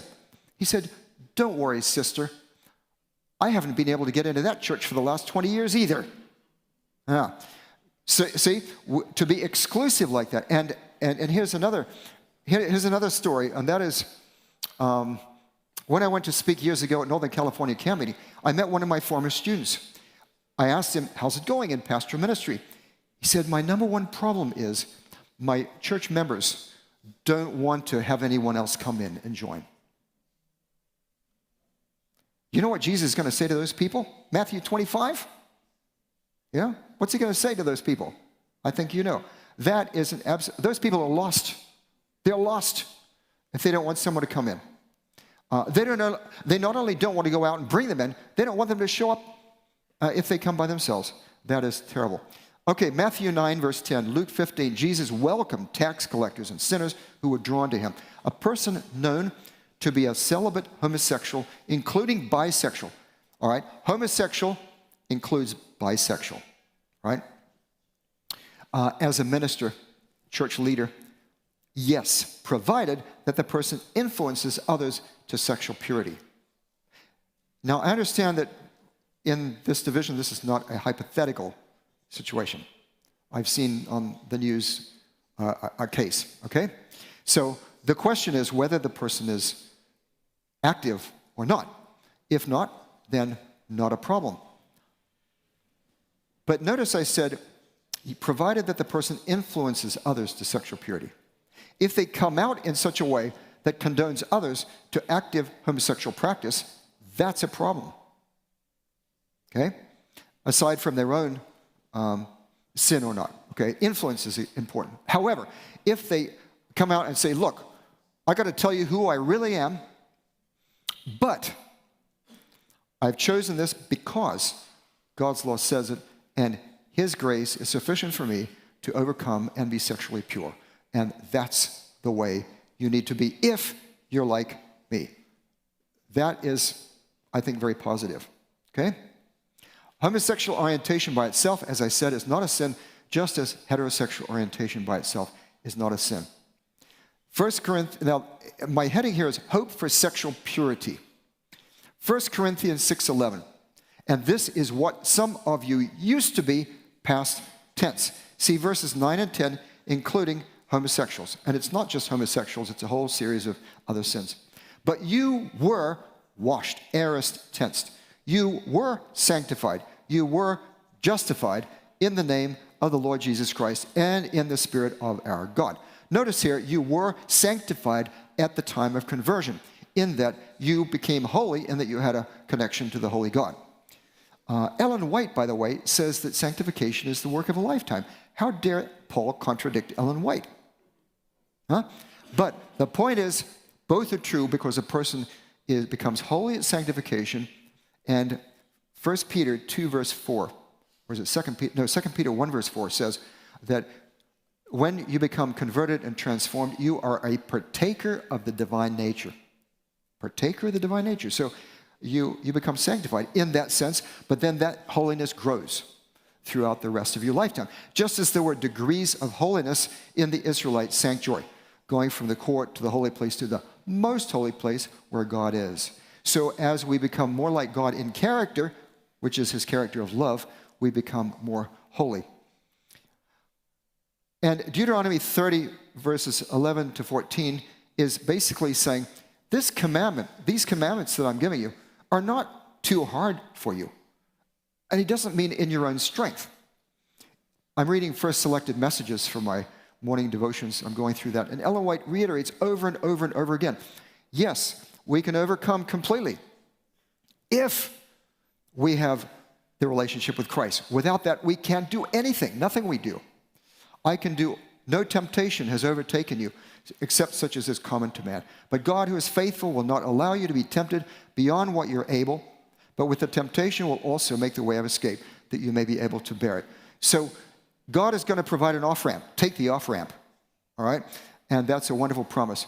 Apart from me, you can do nothing, but I can do all things through him who strengthens me. See, this is hope for obedience. Obedience is accessible to everyone.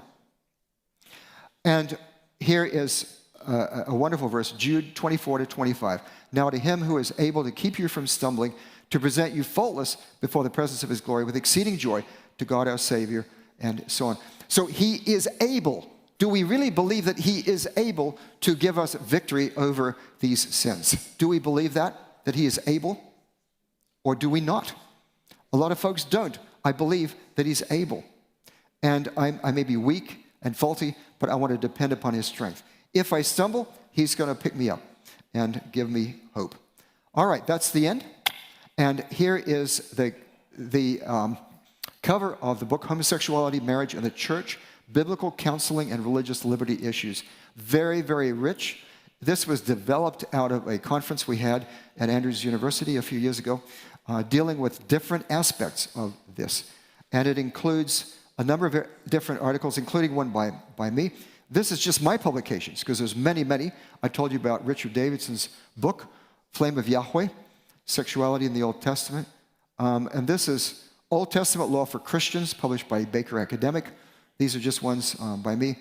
Old Testament Principles Relevant to Consensual Homoerotic Activity, Ministry, it's online. And some attempted alternatives to timeless biblical condemnation of homosexual acts, which is in that book that I just showed you. And this has some of those attempted ones that I just showed you in the PowerPoint. Same-sex love in the body of Christ. I was responding to some people who wanted, these are Adventist theologians who want to allow monogamous active homosexual practice. And then my Leviticus Numbers commentary. This is where I started writing on this. I never, ever wanted to get into this topic at all, ever. But my specialty is Leviticus. So I had to, because it's there. Had to write on it. Okay, so I'm done with that. And perhaps there are some panel members, and you can introduce that. Thank you.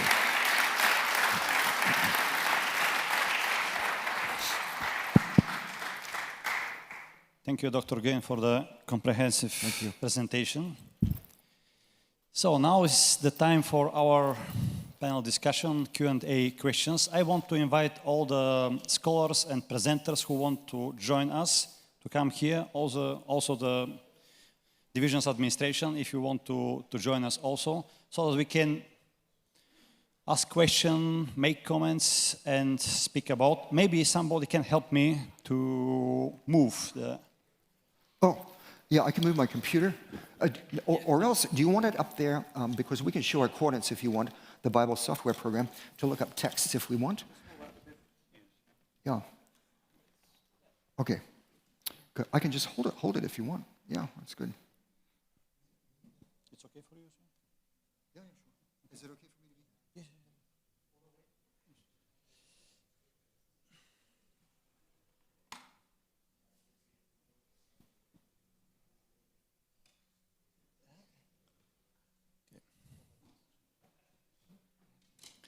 So we have, come.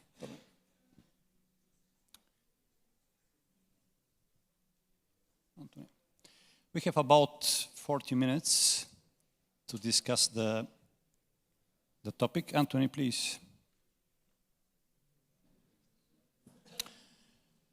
As you see, this is a very challenging issue. In the last years and decades, more and more it became a part of our discussion in the church, because this is a real issue. It's not a theoretical one. And thanks, Dr. Gane, for the presentation. Now is your turn. You can ask questions, make comments. We have here 2 microphones in the front. You can come to the front and you can speak in your own language. Just say the language that we will ask somebody to translate for you so that you can feel more comfortable. So please, who wants to start, please come to the microphones. But at that time, if somebody from you wants to add something to this question, to this issue, until we wait of questions or comments from the people.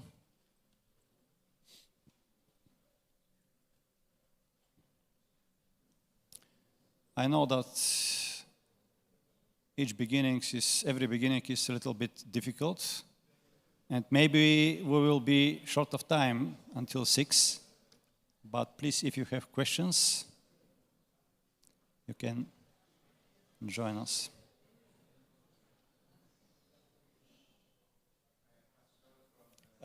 Please, could you activate the left microphone, also right? Can you try? Now? Test 1, 2. Okay, you hear over.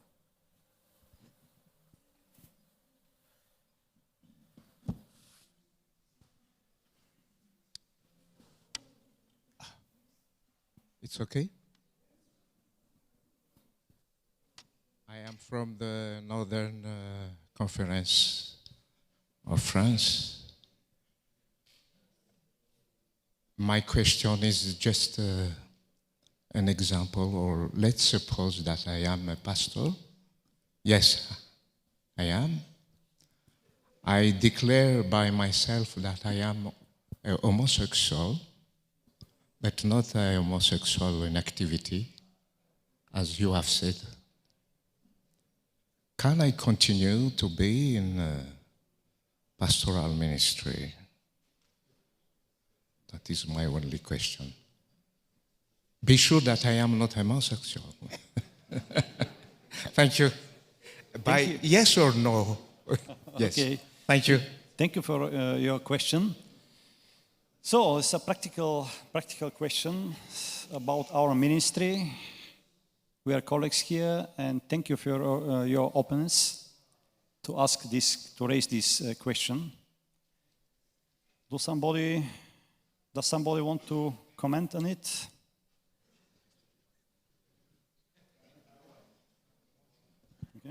I think I answered that question.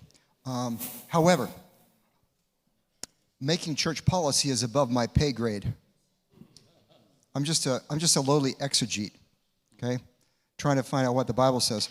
So and each case of ministry can involve complex factors. There may be various factors aside from that.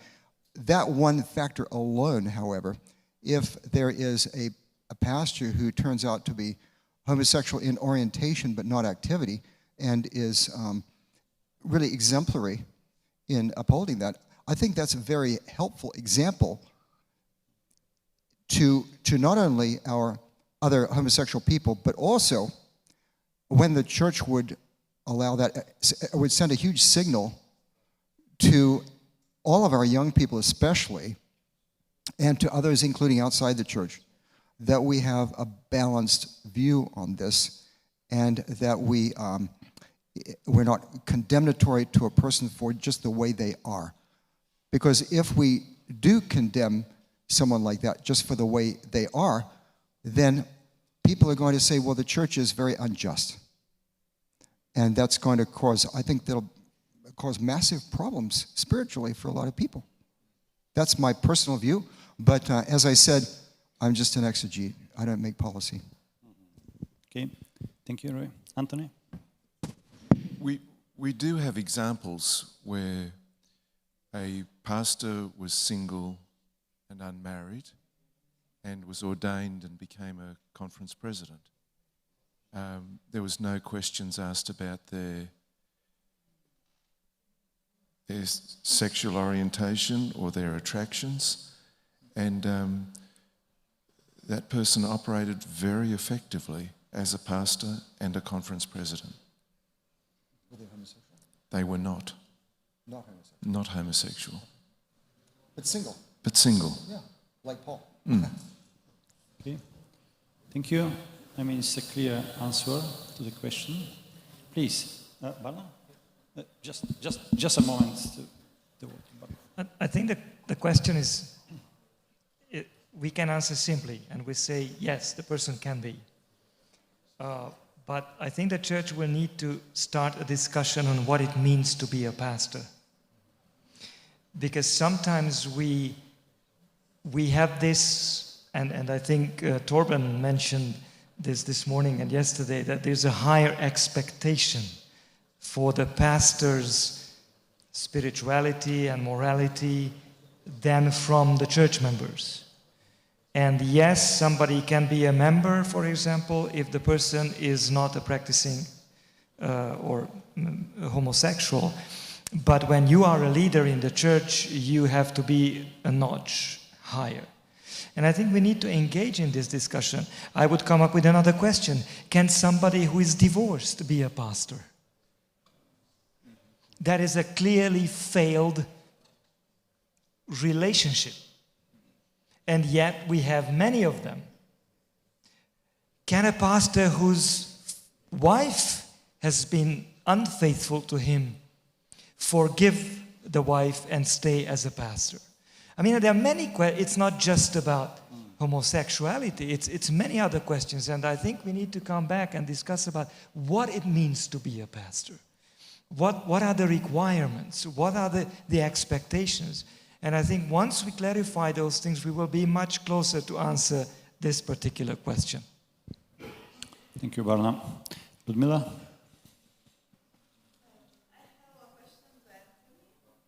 Please, can you come here over? Yeah. So, two little questions. One to Anthony, because when we want to do mission, no, when the secularist people, the first thing that, or maybe the second that people ask me is, what is our position about LGBT? And when I explain our position, immediately they close the door, okay? So this is one practical question. Another practical question, I don't know who can explain me, because our position a little bit force a person who is homosexual but not practice, first to practice, I don't know how is in English, autoerotism, okay? Masturbation. What is the word? Okay? So, can a person who is homosexual in our church have a role, I don't know, in the department or, okay? If that person practice masturbation, okay? So, to... Okay. Did you understand the question? Maybe. You want to repeat the question? Yeah, maybe you. Yeah. Oh. So, do I understand the question? Can a practicing homosexual person who comes in, who is not a member, presumably, play a role, say, as in various kinds of activities in the church, which wouldn't be the role of a minister or a church leader, but could play a part? Okay, special music. What about that? What about being a children's Sabbath school teacher or teaching a Sabbath school class for the adults? Now, I remember years ago, my daughter was dating a guy who was not a believer, really. And so we wanted to help him. Our daughter was a believer. We wanted to help him, so we started a Sabbath school class for young people like him, including him.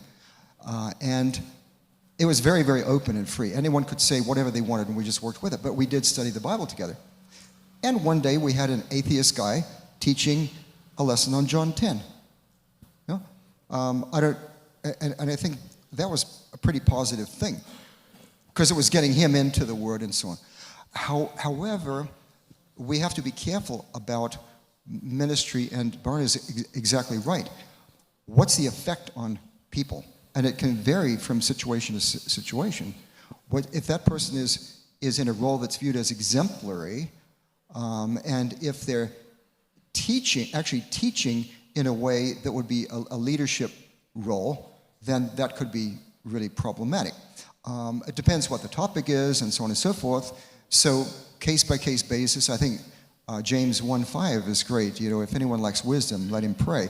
We need to pray through these situations. Another situation that's extremely difficult is parents of a homosexual child who chooses to get married to someone of the same sex. Okay? And should they attend the wedding? Should they go to the wedding and just say, I don't approve of this, but you're still my child? Or in one case, I heard of someone who actually was a minister who actually performed the wedding. Now, I think that's going way too far. The other cases are variable, and I know good people have done both. So these, how we allow them to participate, we're going to have to tread very carefully and think about not only what's good for them, but what's good for other people and the influence that they're having according to their role. I don't know if I answered the question, did I? In other words, it's there's not just one straight, cut and dried answer. It can vary according to situations like that, but always keeping in mind not to be a stumbling block in any way, not to allow that situation or that person to be a stumbling block, and yet at the same time draw them in as much as possible to help the Holy Spirit transform them. That would be my attitude. Thank you. Anthony? Yes, the first question was really talking about the practical in ministry in churches and relating to that. And of course, this varies widely, you know, the country, the culture. If we're being honest, there's many different ways that it's approached. But I found it's really important, because I have had many people of different backgrounds working in mission, and it's really important, if you're planting a church, during the formation of the team, you're establishing the DNA, not just of what you believe, but what you practice. You need to go through and cover all these things. This is one of many topics. And if you're pastoring an existing church, you need to have those conversations with your leaders, not because everyone's going to agree, but because it's very difficult for a new person to assimilate into a church where everyone has a wildly different perspective on it. We don't have to be uniformity, but at least there's some understanding. So on a practical level, what we often do is help our leaders relate to three groups of people in a church. Those groups are fellowship, membership, and leadership. Very simple. And everyone will draw the lines differently. We have to acknowledge that.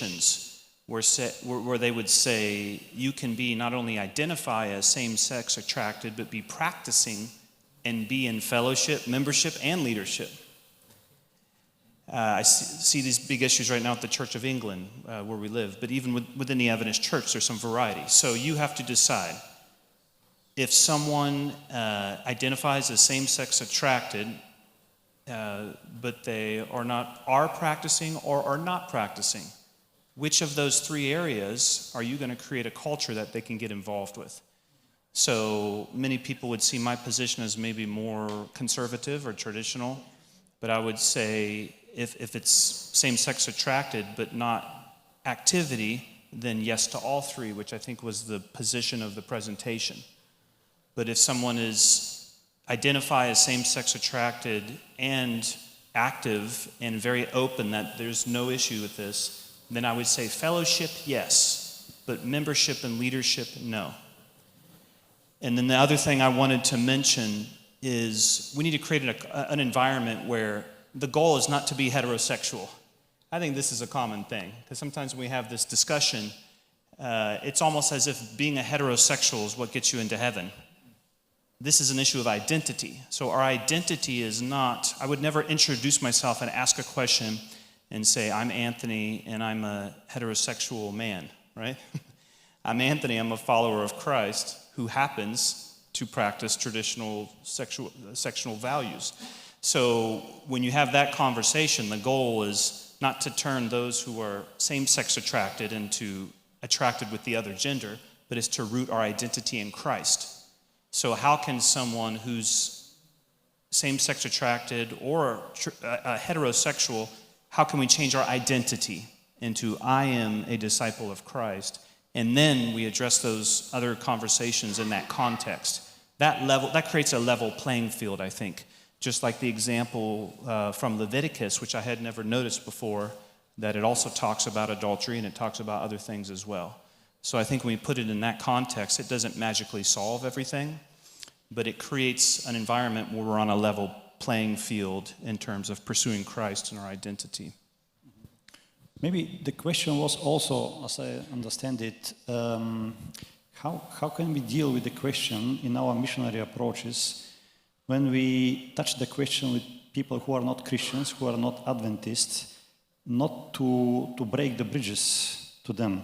Because we have a clear, statements in our church, and when we present these statements, it could be that the people will say, we will not go with you. How can we present our standpoint to the people so that we don't break the bridges? I think you're raising an excellent point, and I think Adventism has been very familiar with answering difficult questions, and we've actually produced books on it, like Answers to Objections, Questions on Doctrine. And they particularly came out in the 1950s, and I can remember making a mistake as a young pastor when a Catholic person, a Roman Catholic, asked me, do you worship Mary? And I gave a one-word answer and severed and broke the bridge, so to speak, instead of answering in a nuanced and in a better way. And I think the questions that we're being asked now, we are not prepared for, like the questions we're accustomed to being asked about biblical and doctrinal issues that are from the 1950s. And I think we need to catch up with the times and produce literature that informs our members how to respond to that. Yep. Thank you. So, yeah, please. Yes, good afternoon. I had a question. If I were to take the position of your presentation, how would I go about presenting my position? Because in certain contexts, for example, in America, you have what is considered the woke culture, which is very aggressive against any form of denial of homosexual or LGBTQ plus orientation. So I believe it's very connected to the previous question. You know, how do we concretely approach that question? What is your position on homosexuality?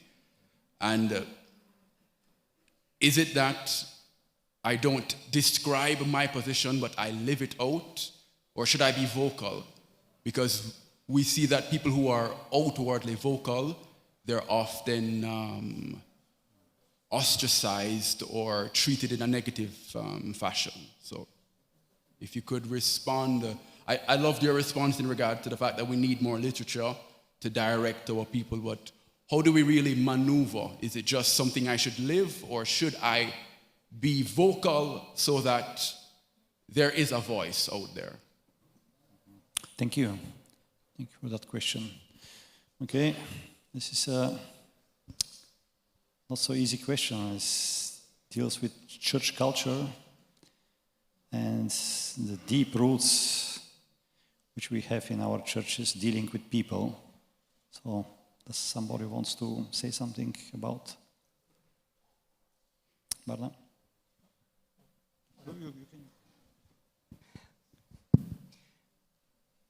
I wish we could refer to our regular practice in the churches of showing how we treat these people. There was a church in which one Sabbath morning, 2 male persons show up holding their hands. The church service just started. They walk down the aisle, and we are good Adventists. We occupy the room from the back. So the only seats that were free were in the front. They sit down in the front, and they display public signs of affection. The pastor is preaching. He is undeterred. He's looking at them, but he's preaching the sermon, whatever it is, you know. Church service goes normally. Finally, he goes to shake the hands of people. These 2 people come to him. He shakes their hands, tells them that he's happy to see them here, and he expects them to come back anytime. And then when everybody leaves, these 2 people stay behind. They go up to the pastor and says, "Pastor, we are Seventh-day Adventists. We are not whom you believe we are. But we wanted to look for a church. We are new in this area. And we are not gays. We are not practicing. We are nothing. We just enacted something to test the church. And this is the church we want to come to.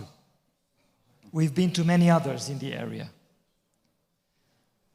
Now, you understand what I want to say by this? I think it's easier to say how we behave with people and tell them you are welcome, join us, and see. And then we can say what is our position. But if we treat people like this with, sending them threats and telling them all things, it's very difficult then when people ask us, what is your position? So I think it would be, and I wish that we had a church that is known by how they relate to these people. And when they ask about the position, it's easier to share.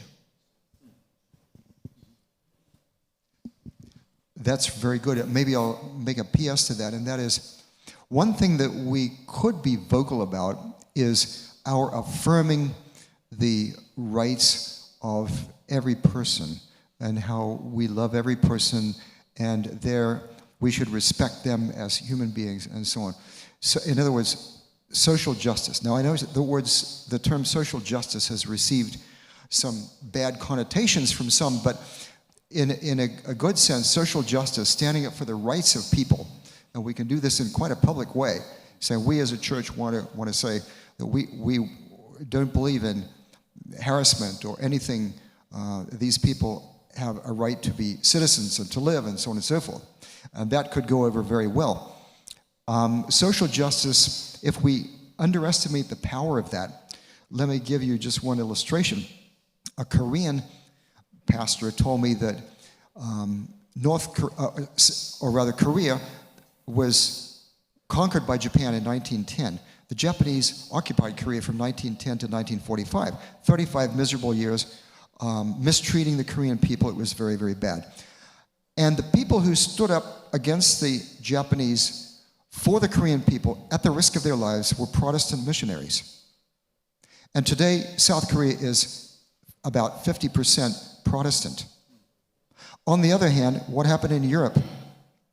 The Protestants caved to the Nazis and didn't stand up for other groups, the Jews and so on and so forth. There was the confessional church, of course, of Bonhoeffer and so on, but for the most part, the church caved in front of this monstrous evil and didn't stand up at the risk of their lives. And now, in places like the Czech Republic, Netherlands, and so on and so forth, it's not that God is dead. Who is God? There never was a God. It's just totally atheist. So social justice, how we treat people and stand up for their rights and so on at those kinds of levels makes a huge difference in people's perception as to the value of our gospel. Thank you. Elias? Thank you very much. Yeah, please, sorry, come here.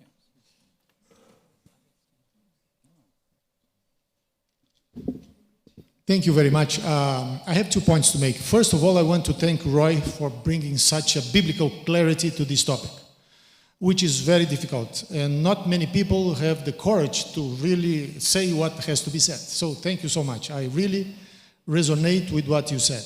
But I have 1 point to make in regards to the first question, the first point that was made here. And it was already addressed by the panel, but it's so important that I want to even reiterate it, and with the risk of being redundant, is the issue of identity.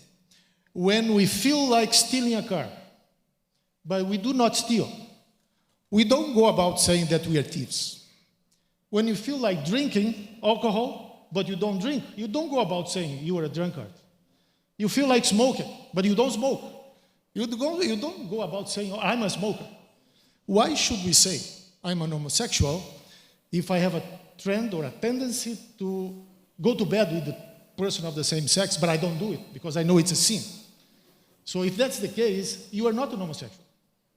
So why sexual identity, the way it has been built by culture, has become so overwhelming that it supersedes everything else? We all of us, we carry different, several layers of identity. So I can identify myself as a Brazilian, as a male, as someone who speaks Portuguese. I can go back and probably find some ethnicity. But all those identities are relative, because what really matters is what I am in Jesus Christ. This is what defines me, and this overrules everything else. So when I speak about this subject, when we are asked about this, we always try to deal with the matter of language. You know, language is the most important thing today. So that's why people are so concerned about politically correctness and all these kinds of things, the way you use words. So words are powerful. So if you start saying, well, I'm an homosexual, you ended up being one. But I think if a person does not practice, although may have trends, we all are sinners, we all may have bad tendency to one thing or another, but those things do not define us. We are defined by Jesus Christ. This is the point that I wanted to make. Thank you. Thank you. Thank you, Elias. Can I? Just to say, I mean, when we speak about identity, sexual identity and other kind of identities, I mean, every person should be free to say about his or herself what he is. Yeah, this is the question. I really believe that we as church should be open. This is the idea of the discussion. Should be open, and everybody can express himself or herself. Barna? You know, Elias recommended me a book by Carl Trueman, The Rise and the Triumph of the Modern Self. It's not an easy read, but those who like philosophy and history, it describes the philosophical developments of the last 300 years. starting with Jean-Jacques Rousseau and then coming all the way up. And he clearly shows a transformation in society. First of all, by the expressive self that has become a need for people to express who they are and to clearly say that you have to choose and you can choose who you are. And then the sexualization of that identity with the sexual revolution. And in today's society, now sexuality has become the primary identity carrier. And if we understand that, then we understand sometimes the need of why people want to say, this is who I am. But I would like to also emphasize that if you look at biblically and at what you, Elias, said, it's are we affirming our identity in Christ as new creation in the same way or with the same emphasis? And I think I agree with Roy. I've met people, I grew up in a church where there was at least one person who later came out. We knew who he was. He was there. He was, anyway. And I still talk to him from time to time. But we live in a society that people experience transformation.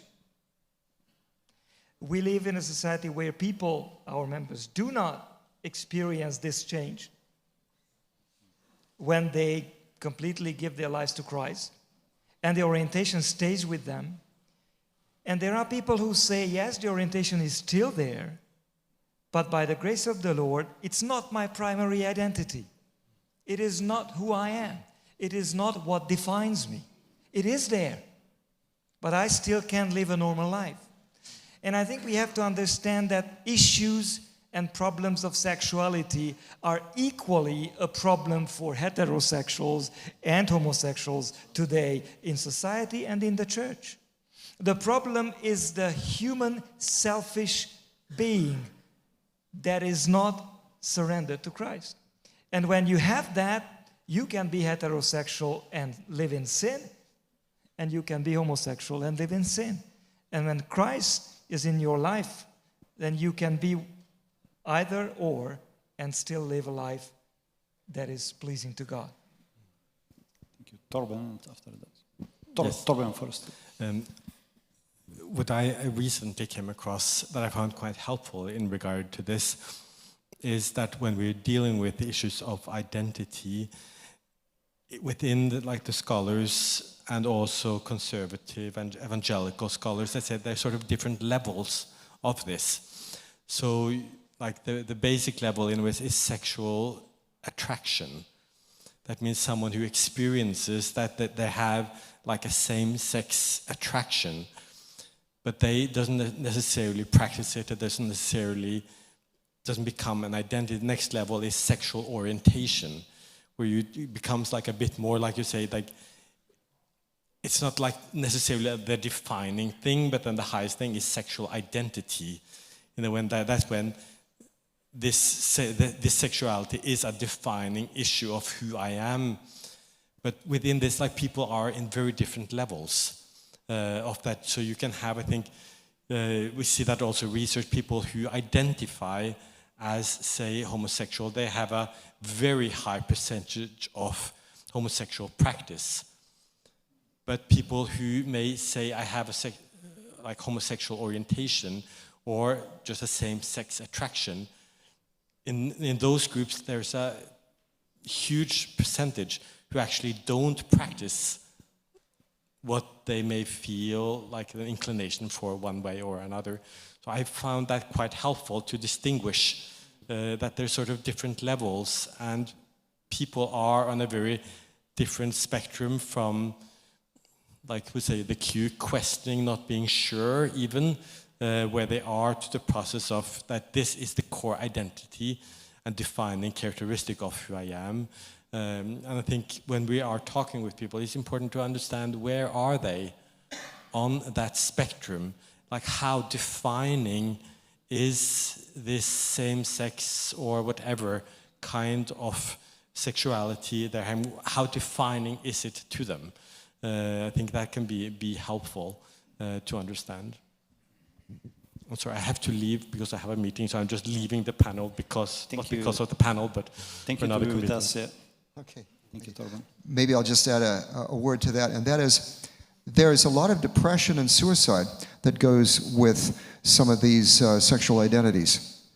And I think the issue is when a person comes out, you know, I think there's a lot, it's almost becoming a fad, you know what I mean? It's becoming popular to come out for many young people, and they're confused because they don't have a baseline, an anchor with sexual identity.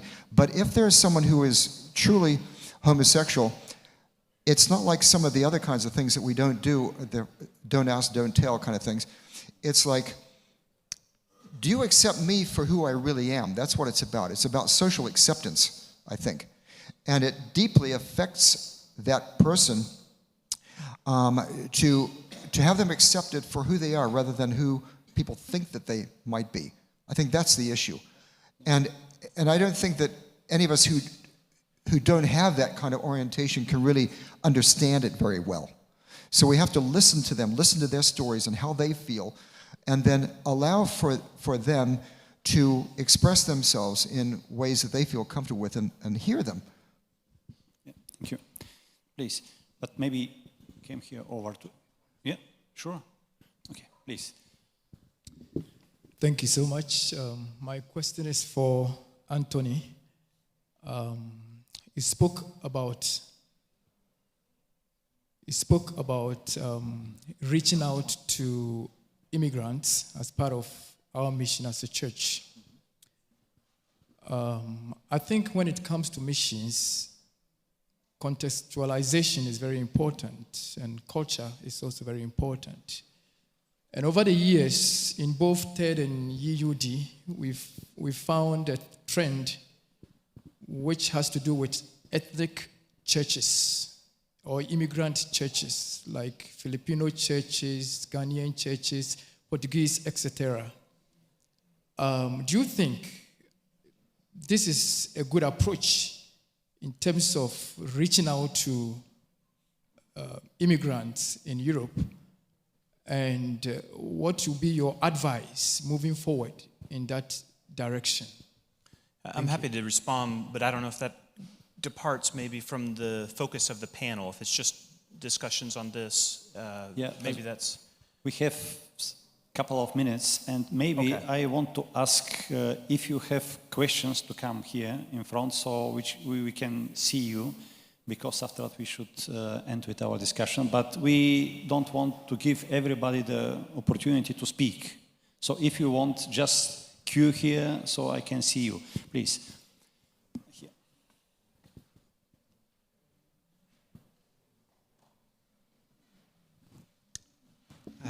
First of all, I would like to thank the EUD for organizing this, because I think it's a topic that is too little discussed in our church.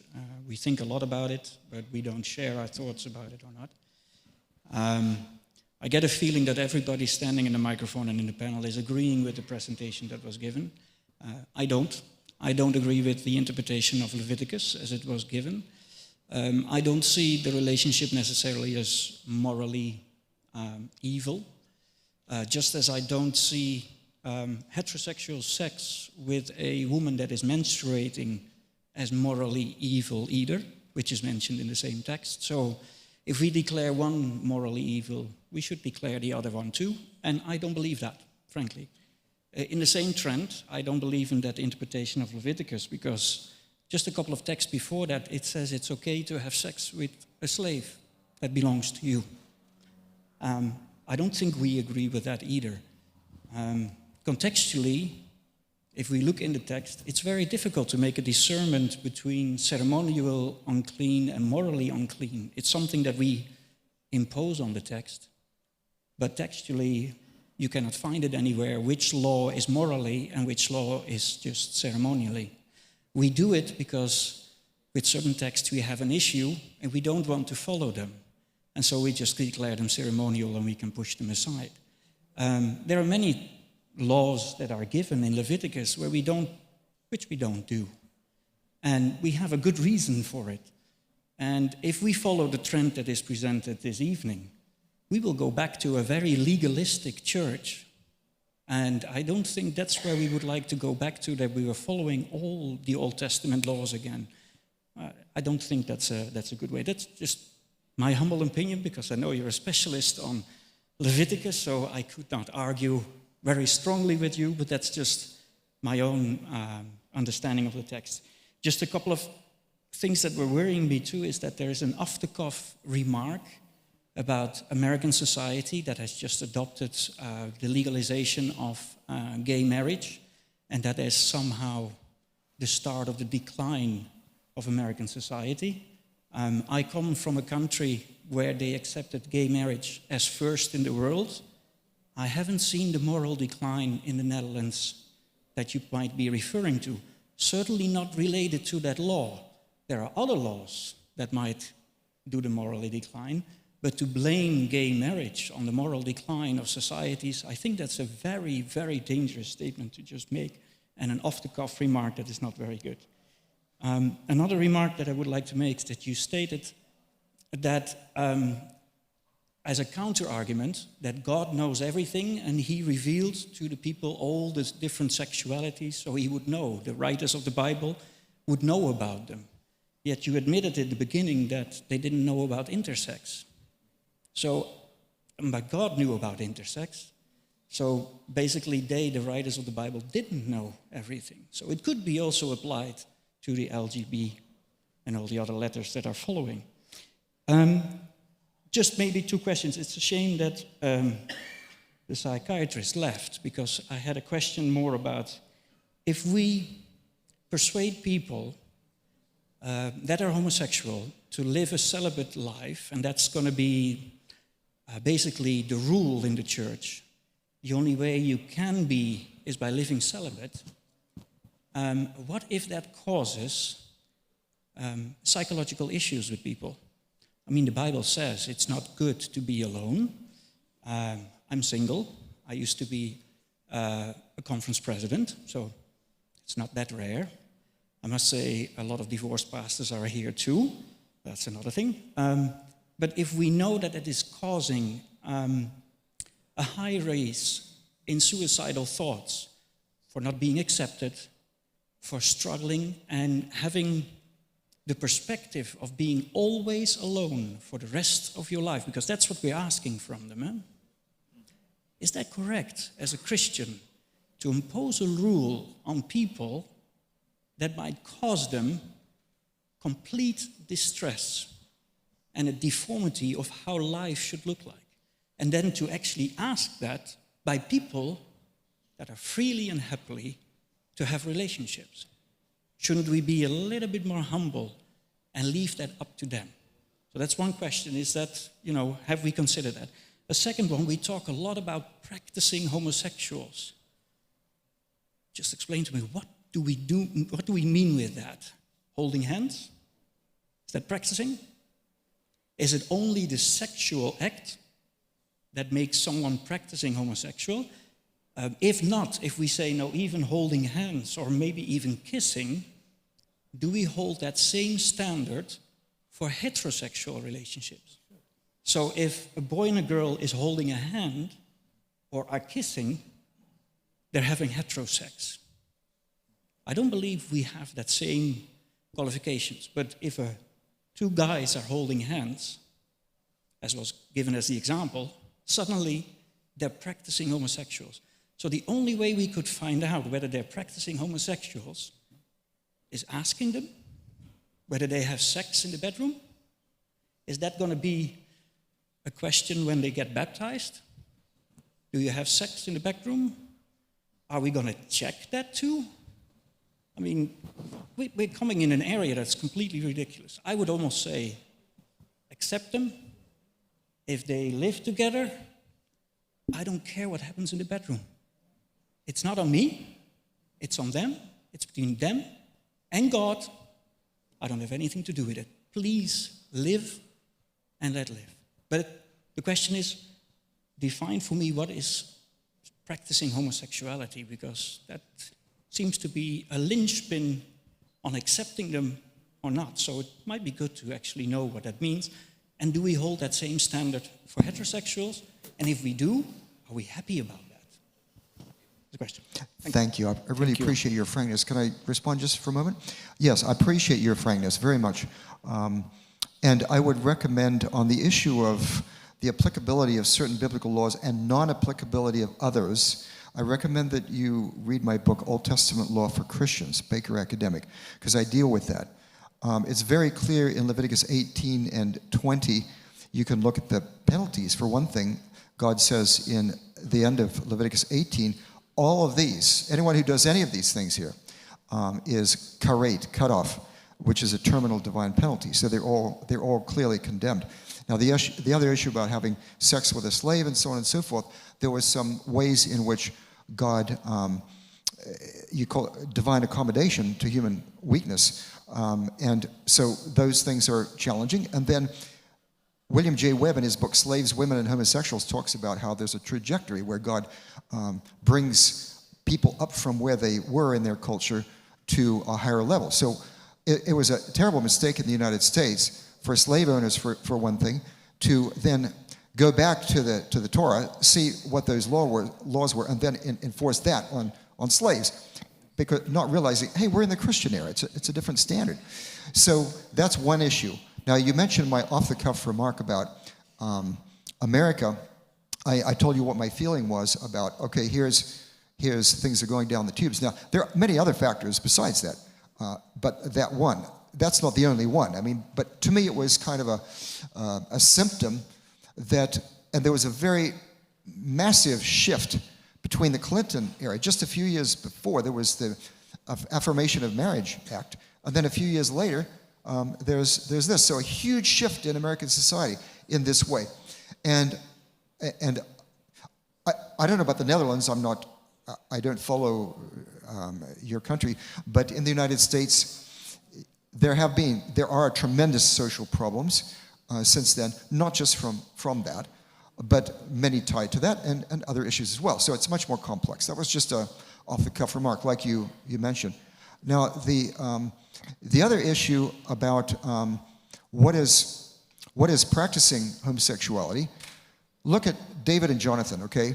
Now, a scholar by the name of Saul Olien, who happens to be homosexual, he's a Jewish scholar, wrote that David and Jonathan had a homosexual relationship.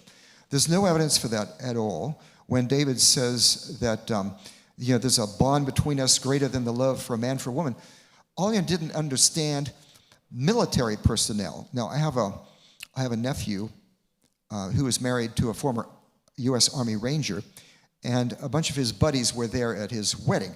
These guys have a bond that they can't have with a woman, because they were trying to protect each other's lives in a very raw situation. He was in the firefight at Fallujah in Afghanistan, all this stuff. And so, but yet they could be very affectionate with each other, and if men are holding hands and so on, it depends on the culture, the circumstances, all that.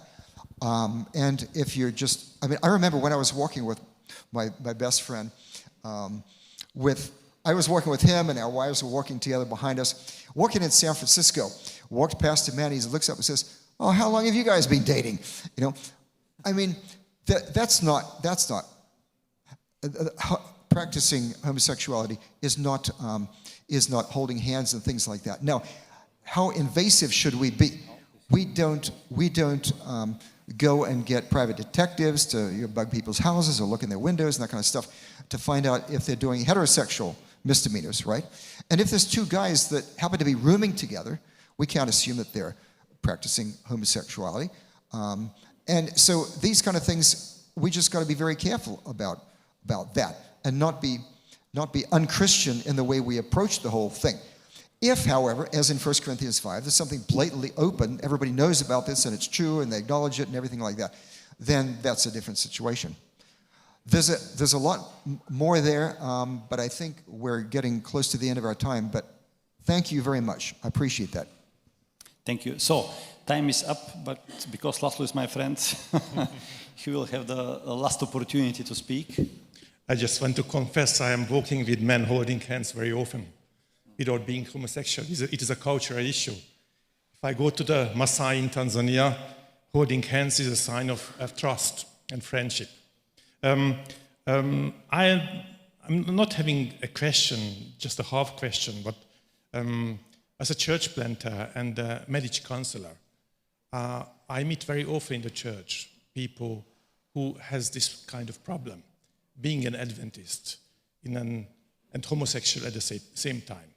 If you look at the statistics, we see that more and more people have this kind of challenge, being a Christian and homosexual, and they need to find ways how to deal with it. And one topic I want to address here, this is to recognize our responsibility as pastors for these people.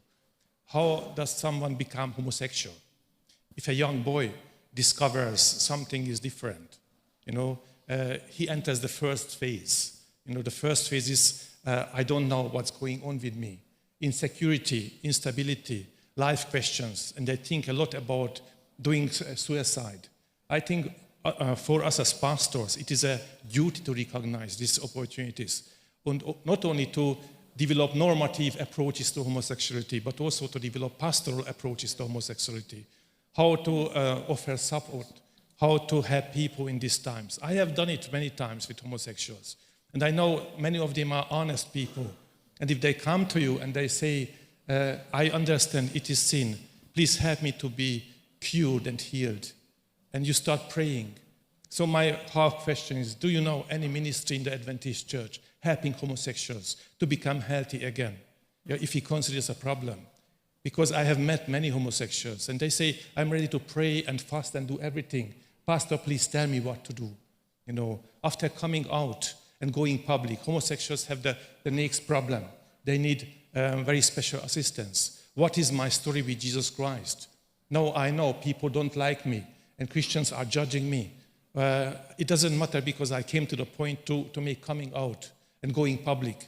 I have found my place in society, but they struggle with the big issue, myself, my relationship, and God. How does it fit together? How does God think about myself? So some people need pastoral counseling for years after coming out. And whenever I do it, it is a big challenge. So I just recommend all pastors go to seminars and study topics, or ask people who have experiences. Unfortunately, the psychiatrist is not among us, but I think it's very much important topic for us pastors to develop a support system, actually, or a pastoral counseling system, for homosexuals, and to come to some conclusions, and also to discuss topics, what to do if someone presents openness to do anything just to become heterosexual again. What is our message? How do we relate to it? Is there a gospel for those people? I think these are serious questions. I need to reflect about it, and I wish we could also have a conference about questions like this, because the normative part is sometimes much easier than the practical challenge we experience. Thank you. Can I just make a brief comment on that? And in relation to your comment previously, I would totally affirm this. My ministry article on this emphasizes that there is people who are homosexual in the church need special care. And rather than people tend to maybe flee from them, we need to do the opposite. We need to embrace them. To say you need to be single for the rest of your life is a tremendous burden. Now, for a single person who's heterosexual, they can also be lonely, but it's by choice. In this case, we're saying you cannot have anything but single life. And that's very, very, very difficult to handle. It's a cross to bear. And so we need to help these people as much as we can, include them in our social life and everything else like that, to make them feel wanted and encouraged and everything like that. So thank you for that last comment. I really appreciate that.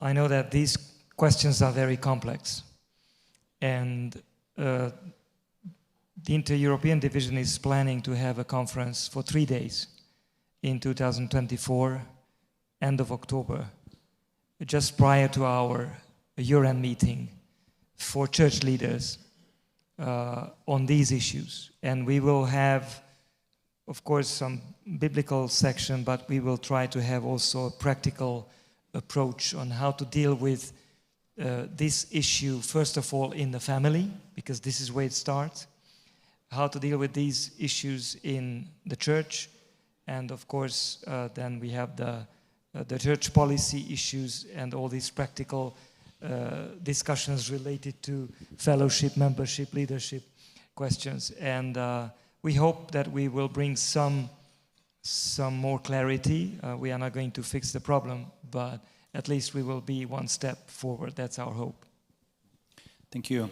So, in the end, I want to thank all the people who are here in the panel session, all of you who participated also, and also thank you all of you who were open to ask questions and to say their opinions. I believe that every one of us, especially pastors, we should study this topic. We should do it as church also. And as church, we need to find more and more spaces when we can openly discuss that topic. Because it is crucial to see each other, to listen to each other, and to find together the way as church in this challenging issue. So, I remind you, every one of you, 7:30, if you want to visit the Adventist Historical Museum here in Collonges, to be for the cafeteria, 7:30. I just have to make an ad. Yeah, okay. If you haven't been to that museum, you want to be there. I have been a couple of times, and you will see things that you will not forget, and perhaps things that you have never seen in your life. It is not just a little thing. It is a good museum. I encourage you to go. Thank you. So, we will stand up for a prayer.